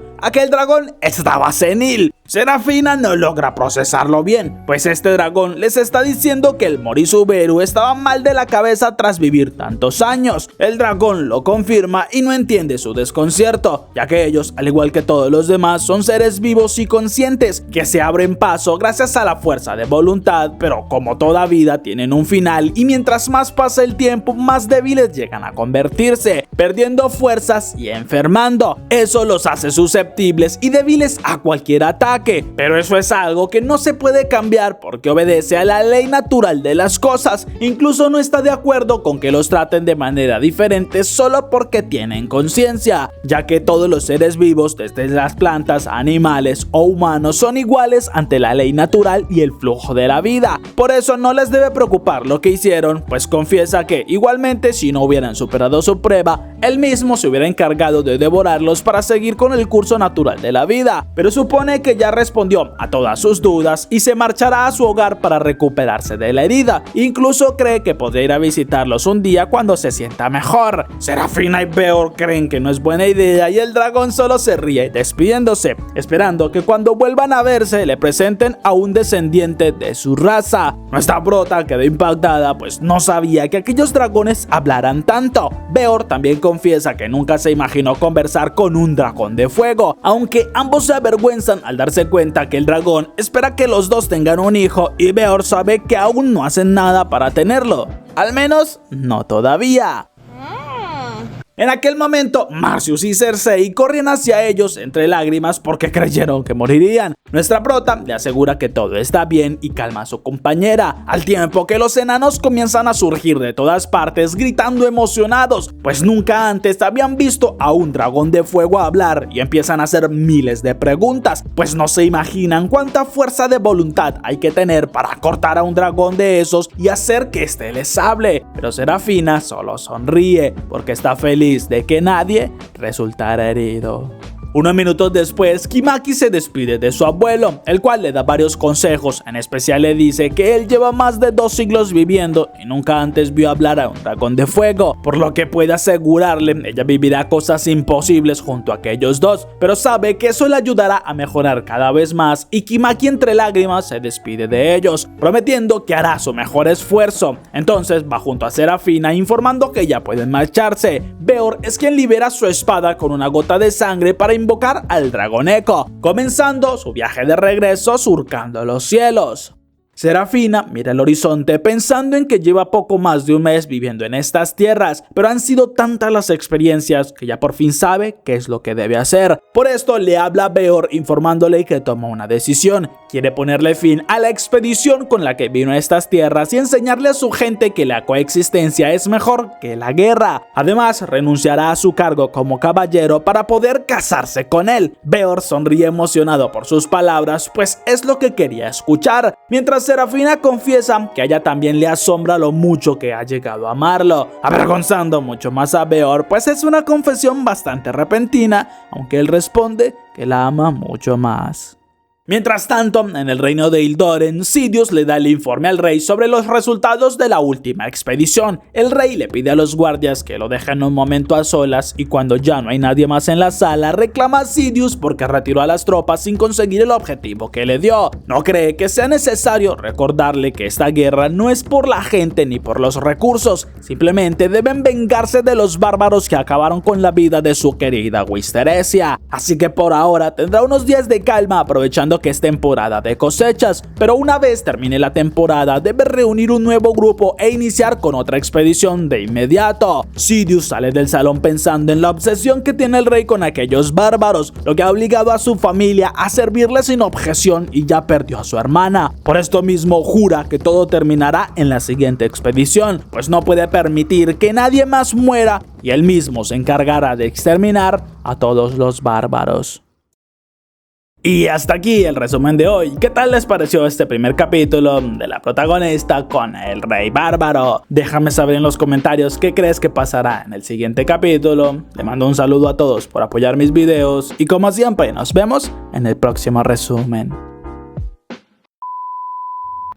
Y si tienen otro duelo